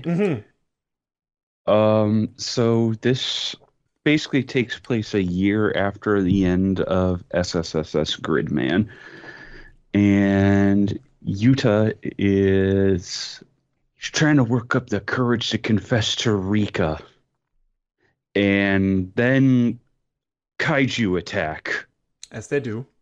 And it's like we're thrown kind of right straight into it. And Gridman appears before Yuta again. He's like, so basically the balance between worlds is starting to fall apart. And then everyone else starts appearing from the series and from Dynazenon as well. And it's, like I said, it kind of happens all at once right at the start. And it's... It's a lot. Yeah, it's a lot. And I feel like trying to summarize this movie is tough, but they talk about this might be part of a phenomenon called the Big Crunch, which I guess as opposed to the Big Bang. I don't know. That's how they phrase it. Yeah, I don't know if that is an actual term that exists. Maybe in 100 billion years it will. As you know, astrophysics, something, the universe is constantly expanding. You can argue about how it's expanding, because I was actually listening to a talk about that last week, the week before. Some people think it's linear, some people think it's exponential. That's a whole nother discussion. But yeah, so this kaiju appears, and Dynarex, and suddenly Gauma, and everyone from I still won't be able to get over the name Neon Genesis Junior High School. Never, not to this day. This is definitely one of the movies, I mean, outside of that was already in the Gridman show, them being that, part of the Gridman Alliance being called that. But this is definitely one of those movies where it's like, oh yeah, this is ex-Gainax crew. Like, in terms of where it goes and how weird it gets in parts and how meta it gets. Like, this is a very meta movie. Like, one of the interesting and, I guess, very important side bits that might not seem like it, but it definitely is that they're trying to put on the play in this movie of the events of what happened in Gridman. And Yuta has kind of had his memory wiped from the end of Gridman, and Rika and Utami want to tell the world their story. Yeah, and Rika intentionally, in the beginning, was like, she really wants to let the world know about Arcana's side of the story. The ostensible antagonist of the first series, but who actually was the main character in disguise, considering her arc was the most important one. And, it's really funny how the show plays into what happens with, like, they're setting up they're trying to set up the play, which feels like it's going to be a thing inside the thing. And then the script needs to be changed because not everyone is happy with how it's set up. Like, that it is too it's too complicated. The thing that is really important to Rika, no one gets. It's like, no, let's just throw more characters in there. Like, once the Dynazenon characters arrives, they just throw out the Arcane part and throw the new characters in there, and now there's just more characters and everyone likes it. And it's like, hey, this is more fun. And I was like, okay, Trigger.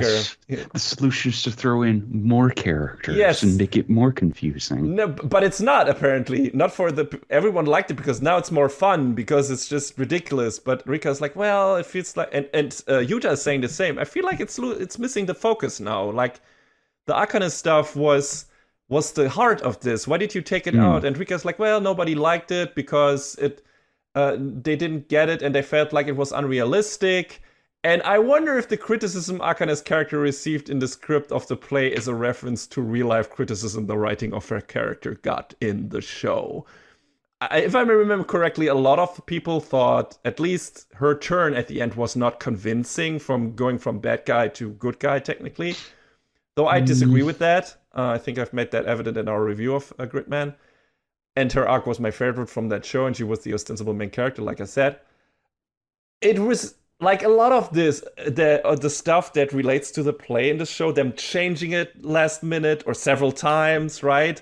And throwing it out, and then Yuta commenting on this thing like, now that you've taken out the Akane part, it's losing it has lost its heart, it has lost its core. Yeah, it was very important to me too, Rika says, but also people didn't get it, so I wanted to get the audience out of our project happy because it's like a school play and everything.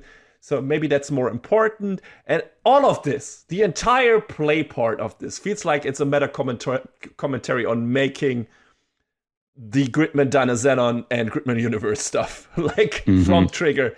And Trigger is not averse to doing that in general. They have done this before. Like, I feel like, what was it? Was it Little Witch Academia or some of their stuff just feels like they're commenting on creating anime, like by making anime. Like their story is a comment on doing that and the problems that rise from that and the hurdles and what that can entail and everything. And this again feels definitely like a commentary on that as well. It was at some point a little bit. Yeah, I'm not criticizing that. I think that is super fun. It felt just like really evident at certain moments. It was like, okay, I guess I know what you're doing with that here. And I'm going to talk about the point where they arrive at, in my opinion, later on, which is my interpretation of that. But considering what came before it, it was really fun. But yeah, things get really weird, like once the Dynan Xenon crew appears, right? Because, you know, we get the explanation with the big crunch and everything, but is that really it? And what else happens? Yuta starts to see ghosts, right? Yeah. And we have this very, like, first of all, the movie is really good at conveying this feeling of cozy melancholy, just like the previous shows. Like a weekend in the summer, and, you know, it's something happening at school, and everything seems to be okay, but also maybe not. And then things get more unsettling. There's this weird moment where they talk about the play, and suddenly Alexis Carib is with them in the fucking restaurant or coffee shop or wherever they have made their headquarters. And the only ones like seeming to be faced by this is Yuta. Oh, I'm just Rika's father wearing a costume. It's like, yeah, it's really interesting. Like, the movie gives you small hints that something isn't quite right with all of this, like everything that is happening. A lot of this is too convenient. And that fits neatly with the meta talk about the script, because it seems the writers use this to justify some of the more overt plot conveniences, I guess, contrivances. But yeah, we have the Alexis Carib stuff, him suddenly being there, but also maybe he isn't, and Yuta is imagining the whole thing. Yuta is saying, wait, I haven't felt pain since I got hit by that volleyball in the head. So that is super weird. Why is that the case? Why can only I see ghosts? What is going on? But everything they're trying to get to the bottom of this, a new kaiju, we have kaiju interrupters. A new kaiju appears on the scene, they have to fight it. And the battles are cool, right? Like, what do we have? We have the big fight in the beginning, and then later a team up of Grid Knight and Dana Zenon and Gridman, I guess. They're stunning, you know. The battles are mostly CG. Of course, we have some, for the key scenes, we have some traditionally animated stuff as well. Even though, like, the fully upgraded versions of Gridman and Grid Knight don't really lend themselves super well for prolonged battle choreography, in my opinion. Yeah, they kind of get a little busy with that. Yeah, the designs are so goddamn detailed and bulky. You sometimes get a bit of a Bay Former syndrome, as in you don't know what part of their body you're actually looking at. Is that the head? Is that the Mm. leg? Is that the ass? Like, what? What did the kaiju just get hit with? Did it get assed or did it get face palmed? I don't know. Whatever. But it's fun. Like I feel like we get all of what we wanted out of the battles, initial two battles, in terms of hey, seeing Gridman again, seeing Dynazen again, seeing different combinations, all the good stuff that we had in the TV shows. Would you agree? Yeah, for the most part. Yes. I mean, again, it's weird. It's this weird atmosphere of you like, wait, what is actually going on here? Like this, the entire first half of the movie is like, okay, everyone appears. It's a lot, like you said, and you're wondering, like, wait, this all feels like it's falling into place way too neatly, and then not anything is really happening outside of them fighting kaiju. It's like they're not getting to the bottom of it. There's like, oh, it's the big crunch. Mm. All the universes start to overlap, but there's no any real reason given for it. And it's like, okay, why is this happening? And at some point, it feels like the characters don't really care. They're just more interested in being in this world and like hanging out. Like, hey, we're gonna eat here at the shop, and also, hey, the Dino Xenon crew is gonna help the characters from Gridman putting up their play. It's like, wait, don't we have more pressing matters to attend to here? Apparently not. Yeah. So at that point, it's like, okay, something else is going on, something weird, and what is all this nonsense? Where is this coming from? And apparently, Gridman himself caused all of this nonsense, is what we find out. Because since he was originally a being of pure energy without form, his interactions with humanity is what gave him shape, and he has been evolving since then. And apparently, John, correct me if I misunderstood in your opinion, he is now able to create universes and kind of became the everything like that we see, the Dinozenon universe, the Gridman universe, everything is part of him now, is what he created. Like he's kind of become the god of this. Like he's unconsciously created and become the universe all at the same time. Yeah. And it was like at that point in the movie, I was like, sure, dude. All right. It doesn't necessarily make sense, like at all, but okay, let's just roll with it. I gotta say, a lot of this movie didn't make sense to That's me, true. man. Yes.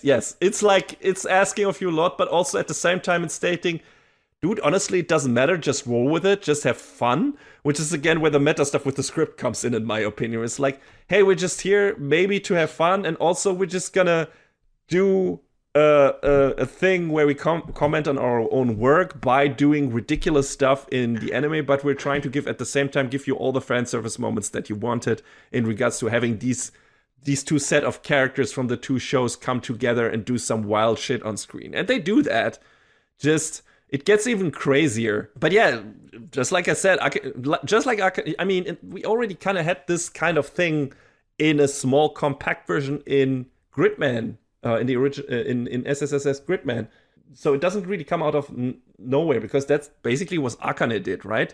She got transported to the digital world by Alexis, because she was like a loner who couldn't connect, didn't make any friends, and was a need or something like that, a hikikomori, and was just a shut-in. And he offered her the chance to build her own world, like GTA style, I guess, and do anything in there that she wanted. And if someone wasn't to her liking or went against her wishes, she just killed them in her world and remade the world, let everyone forget that something happened, and basically started over. That was the story of the original show. That was her role as an antagonist, just basically treating these digital beings that she herself created with the help of Alexis to make a world that suited her needs, of being, an introvert and shut-in that couldn't easily connect to people. And then our main characters, ostensibly, which were just the side characters, like Rika, actually forming a connection with her that made her regret what she has been doing in this digital world, and that was then at some point rebelling against Alexis and going against him, his motivation was just feeding on Akane's negative emotions. That is where he drew his power from. So technically, this is just an escalation of that. Gridman was a being of pure energy, and through his interactions with humanity, got so powerful that he was able to do what Akane did on a grand scale, which is basically doing everything inside this digital universe that he wanted to. And I think we get an explanation for why he was doing it, or why he was susceptible of an outside force making him do that, because that's the second reveal. It's not actually him who did that willingly. It's like this accumulation of kaiju that turned into one big kaiju consciousness that resulted from bad energy, like bad feelings of people. So it's basically all the hate and negative feelings of people that were that were formed into a kaiju body, and that kaiju was sentient enough to be like to feed on Gridman, who felt guilt and regret over robbing Yuta of his memories by fusing with him. That is basically the crux, the whole trigger point of this. Trigger point of this, where it's like, hey, Yuta lost his memory because of me. He lost all the experiences with his friend and everything because he decided to fight together with me to help destroy Alexis and everything, or imprison him. And that is technically my fault. That's how Gridman feels. And because he felt guilty about that and regret over that, he was susceptible to the manipulation by that kaiju, that bad energy kaiju that kind of influenced him to remake the world over and again and bring all these people together. So Yuta could maybe remember and would have a good time and everything. He basically wanted to give him his life back in a way. In a weird way. And of course, at some point he wasn't able to control anything really anymore because he was just completely manipulated by the kaiju. The person who tries to get all of this under control again is Grid Knight, and he eventually steps out of the shadow or manages to break through the barrier that were set up by Gridman, and manages to get through to Yuta and through Yogomi, the character from the Dynazenon universe. And then together they try to get rid of who is controlling Gridman. And yeah, that's the big old finale of this. What I found really cool was like we get like live action Akane. Like in this cool mixed media thing, we first see her eye looking into the universe, talking to Yuta, which is really weird but also really cool. And then we see her outside in the real world. I assume that's the actual voice actress, right? Of Akane from the first season? I think it's a different person. Oh, okay. Interesting. I mean, it could have been either way, but I'm not sure. And she's standing there in this trash heap, like with I guess her version of that junk computer or whatever, and is using her power to free Alexis and fuse with him and distracting or fighting the kaiju long enough so that they can get Gridman back. And basically tear him from the control of the kaiju. And that's super cool. The moment where she, like the live action version, transforms into her anime version and then fuses with Alexis, that's just like that's one of the things that you really never see. Aside from Kuso anime, I guess, like Pop Team Epic and stuff like that, where we have live action sequences and stuff like that. But it was just really neat. And I thought that was really cool because, we hadn't really seen her. That's how the original, the SS Gridman show ended, of her like waking up and reaching for the sky, which matches the ED of that show and everything, which made it come full circle by the end. And now we actually see her in her full real life human form and everything, and interaction with these animated digital characters. And it's super weird, but also super cool. It's just something new that I hadn't seen before, and I liked it. And we also get some cool vocal tracks in the movie.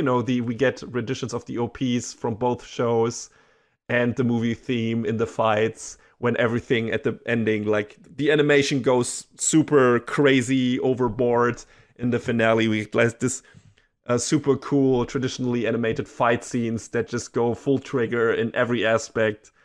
And it's just so fun. I think the thing that made me laugh the most was Anosyllis II transforming into just a giant lady that basically suits up with a machine cosplay version of her kaiju form. And everyone's like, whoa, this looks super weird. What are you doing? It's so goofy and out of place. And the show knows it. And I loved it. And that was fun. She basically looks like she's putting up a mecha version of the costume that Utsumi wears in the play that they put up. So again, we have the meta narrative connection there, and it's fun. The show's just the movie's just having fun. It's having fun with the franchise. It's having fun with the shows that they did before and all the characters. Like, hey, maybe don't take this all too seriously. It's just a big old nonsense fest. But also we put a bit of a few story beats in there that is super fun. That are super fun. Like, I mean, we get some nice wrap ups to slightly loose endings from the shows before. I mean, we already learned that Yogomi and what is his now girlfriend's name? Yume, I believe. Yume, right? That they went steady. This is also a big story thread that Yuta wants to go steady with Rika, but is afraid to ask her or constantly misses his moments in the most ridiculous ways. And they are the counterpoints, like, well, we're boyfriend and girlfriend now. Why are you not? And he's like, well, I'm trying, guys. And I mean, we get that. I mean, there was that, which was, nice in the end. And then there was the scene between Yomogi and Yume where he's like, oh, I'd like you to come over and have crab with the family. And it's like, I forget exactly how it says, like, but I'm not part of your family. And Yomogi is, go ahead. No, I think she says, do you want to come over and have crab? And she's like, isn't that for your family? And he's like, yeah. So, yes, you're part of my family. Second. Yeah. Yeah, and she, it takes her a second, and then she's like, oh. Completely red-faced, yes. Which is the first for her in this movie, because she's like, oh, that caught me off guard, because she's kind of like cool and collected usually. So that was really nice. Yeah, true. I love that moment as well. I thought that was really nice. Anyway, that is even the weird after credits stinger we get. I don't know if you watched to the very end there. What?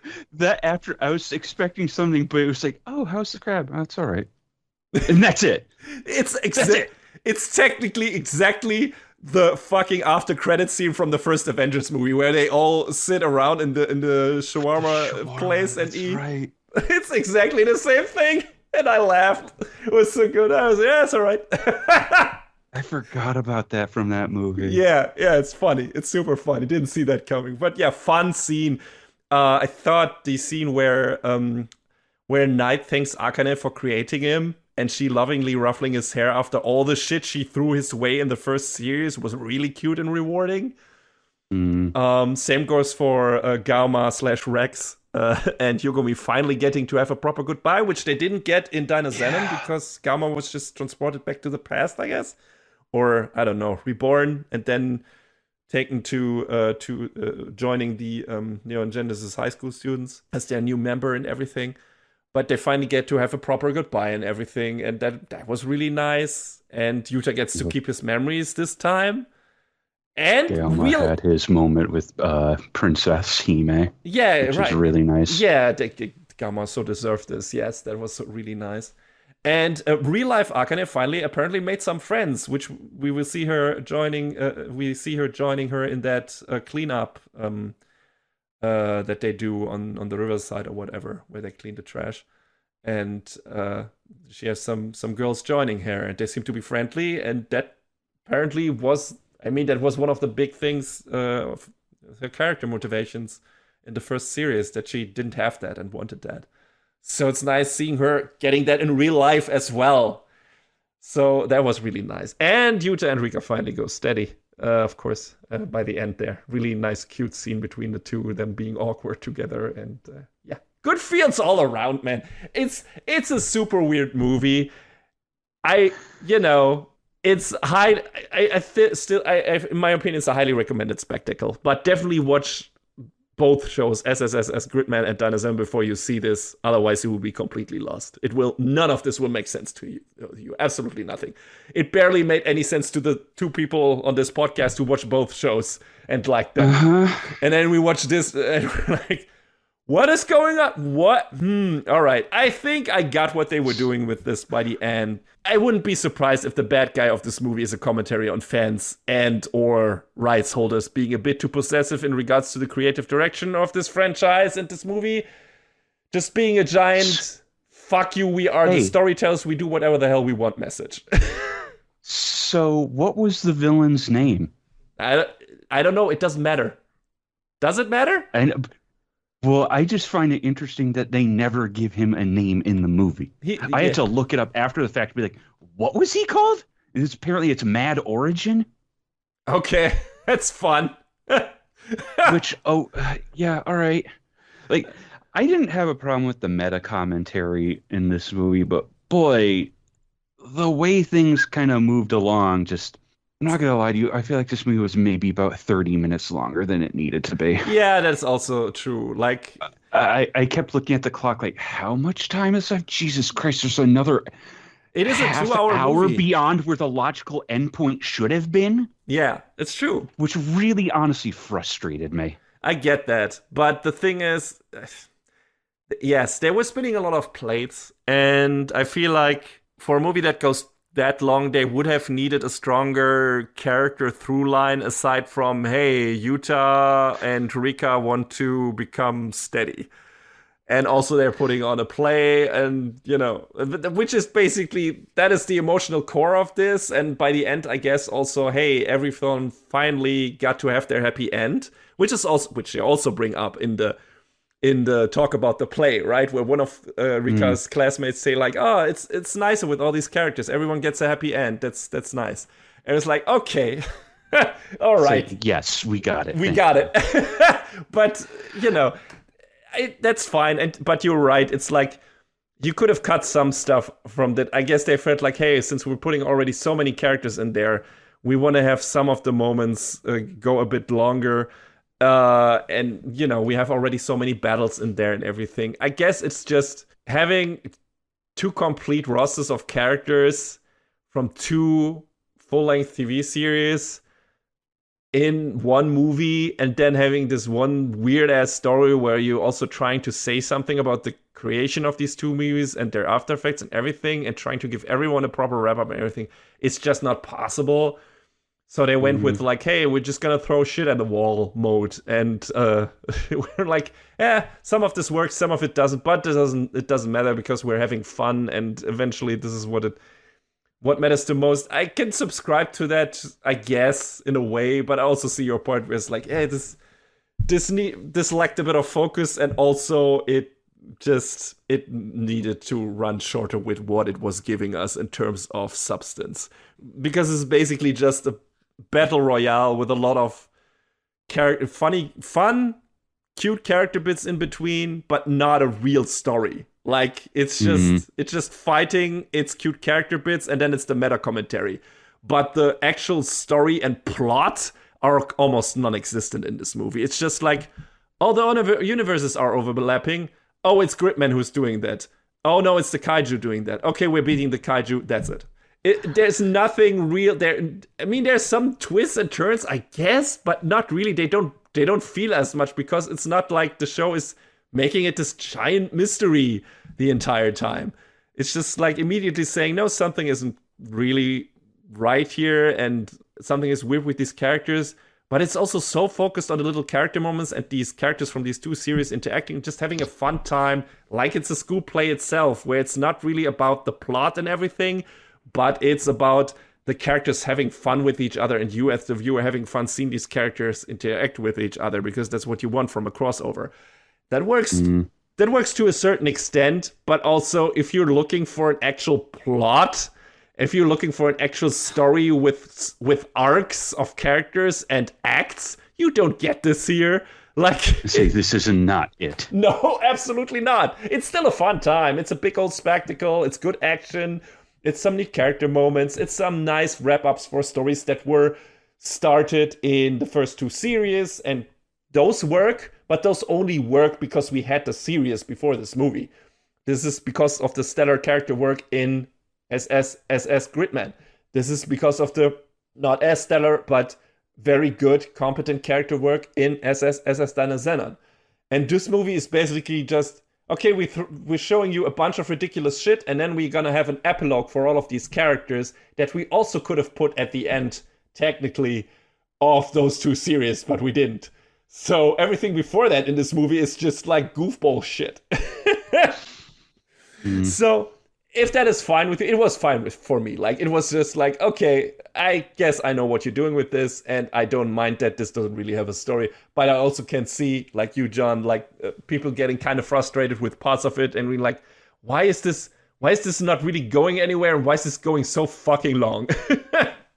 So yeah, I didn't mind it. I also wanted just a little bit more of Akane, because she was an important character in SSSS Gridman, and Rika is harping on. She was again a big part of the story. I want her to be in this story, and it's like yes, okay. And then she comes in, she does her thing somewhat briefly, and then she's sort of just gone. And it's like, I mean, yeah, she did what she needed to, but it's like, oh, that. Really? That's okay. That's it, I guess. Again, I wonder how much of that was some form of outside meddling, like maybe creative differences of people maybe saying like, oh, I didn't get the Akane stuff, and I didn't like her character that much in the original show, and maybe the original intention for the main writer or whoever was like, no, we're gonna bring Akane back, and we're gonna make this the movie all about her and stuff like that, and have her play an important part. And then someone else who maybe was in a higher position or whatever said, no, we don't want that. We just want fun crossover with all the characters. Please put the focus on that because that's more fun and that's what the audience wants, ostensibly. And that meddled with the original vision. And then because they couldn't really go against it, the other creative forces was like, okay, we're gonna do that, but we're also commenting in the movie on that pissing us off because we can't have what we actually wanted, which is also what you wanted, John. Maybe more the focus on the Akane stuff. So that could very well be the case. There are a lot of points that strongly indicate that that is the case in regards to what they're doing with the play and everything and the meta narrative. So I wouldn't be surprised. I haven't read up on any of this if there were actually production troubles or if there were conflicts of interest in regards to the creative decisions of this movie. No idea. But again, you can make assumptions in regards to what is in this movie and what the movie is saying about certain creative directions being taken or interfered with and everything. So that's all I'm saying. But yeah, if you... Yeah, no, you're probably right. Yeah, maybe.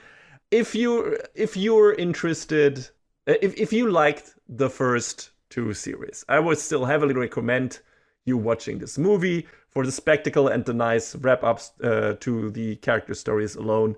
Everything else is, I don't even know if we would call it gravy. It's just nonsense. And you don't pay too much attention because you won't. I mean, you can pay attention at the play stuff because it's genuinely interesting in regards to what it's trying to say maybe about the making of this. But also don't try to find an actual plot in this because there really isn't one. But yeah, it was Gridman Universe. Definitely mixed bag, but I had fun with it. But since this is the season finale for the fall anime season, there's still one more thing we have to do.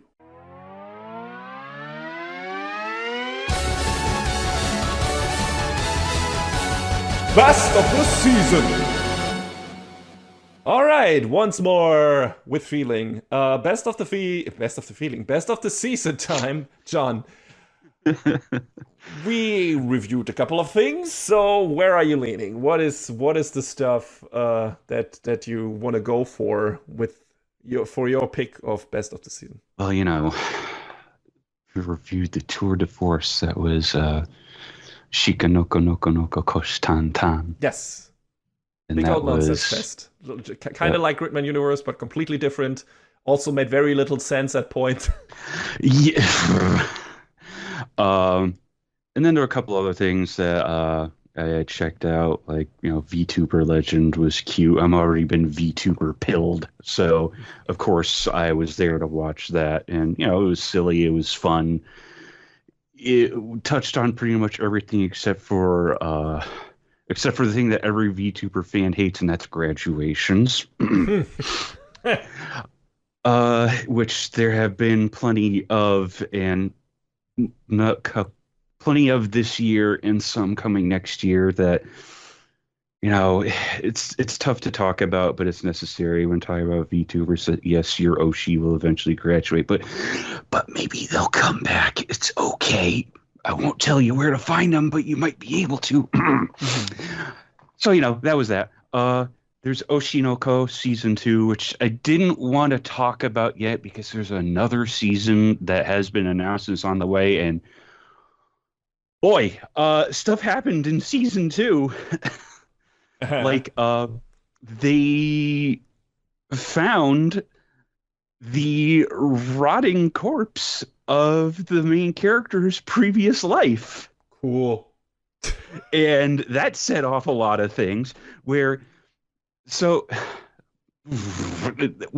I'll talk about that at some point, but that set off a whole new chain of events, and it sort of shifted the focus sort of from Aqua to Ruby, and Interesting. yes, but Grendizer was a fun watch. It again very of its time, this and that and the other thing, but it was ultimately enjoyable, I think. I think though, I want to give it to Nier Automata because it was just it was different from what I was expecting of it, and I was glad it wasn't a straight adaptation, and I think it's really cool that it can live alongside the game and that you get a more complete experience if you watch and play it. So, and the production was really strong. It had, all of the same sauce as the games. It had the cool character designs, it had the incredible music. So as a big Nier fan myself, it sort of hit just right. And, I feel like I can give the big recommendation. Watch the show, play the game. If you can do one, and that's fine. But if you do both, then I think you have a lot better of an experience. So I'm willing to put that as my best for this season. Great, and I can promise you I will do that. It will just take me a bit of time. Still making my way through Replicants, so eventually I get to Automata, and after I'm done with that, I will watch the anime. Don't worry, I still haven't finished Replicant either. There you go. So yeah, Nier Automata for you. As for me, I like the chaotic energy of Nokotan. I would not say it's best of the season material. I enjoyed it. Like I said, it's fun. Was doing a bit too much of that one joke after a while. But it had still got a lot of laughs from there. I love Mayonaka Punch. I think that would probably have been until now. Until this episode, my pick, because it felt like fresh. It felt like were a bunch of fun characters with strong character writing and a really, really great finale. I definitely recommend that show to anyone who wants to see a fun satire on YouTuber culture. Terminator Zero was really interesting. The best thing coming out of that franchise since forever, and I liked it. I'm looking forward to the next season if we get one, and maybe then that will get best of the season. Enjoyed that a lot, but like I said, I really liked My Hero Academia season 7, but I already gave best of the season. Find My Hero Academia season 6. So it's not gonna be that. And I know it's a cheat since it's a movie, and not even from fall season really. It's gotta be the first slam dunk. Like that just.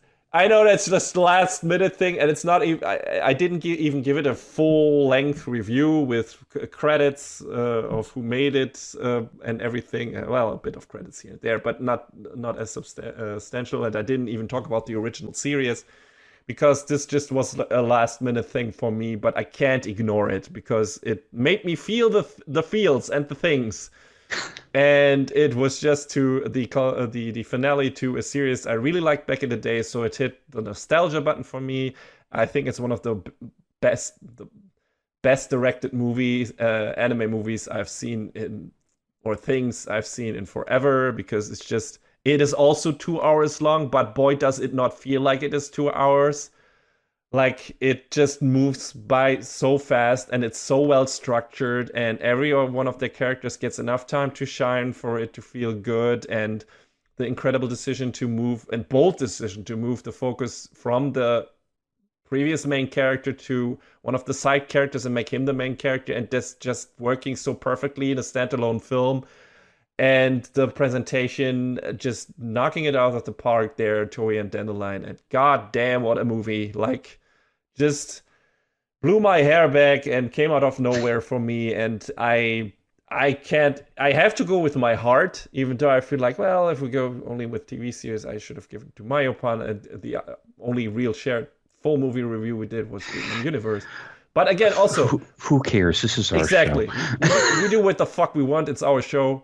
So I'm going to pick the first Slam Dunk as my best of the season thing for fall season 2024, because that's when I watched it. So that's where it belongs.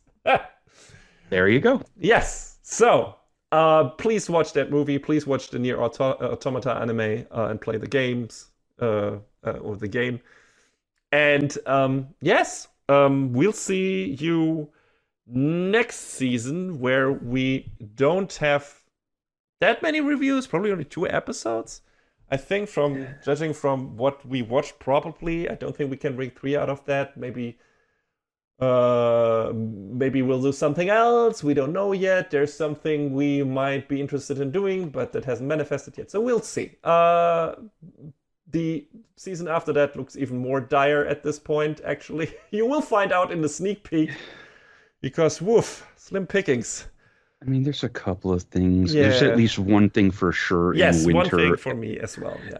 Everything else is kind of eh. And then I've been looking ahead even further than that. There's like one for sure in spring, one that I'm super interested in, and then the other stuff is like, oh, maybe I'll look this up. Yes. So we'll see. There are a couple of potential things, and there was always a thing in the past where it's like there was a show I didn't have on my radar at all, and then one of the preview guides or whatever said, hey, this is about that, and it's actually really good. I was like, oh, well, I guess I gotta check it out. I think that was the case with Terminator Zero here, so that wasn't in our sneak peek. So yeah, this might happen again. For now, it just looks like it's gonna be slim picking, but we have at least a couple of things lined up for the next review season, so there's that, and maybe something else. So until then, we here at Anime Brain Freeze wish you happy holidays or a happy new year, depending on when we will release this episode. And yeah, stay frosty, and I hope we get to talk to you again in 2025. Take care, everybody.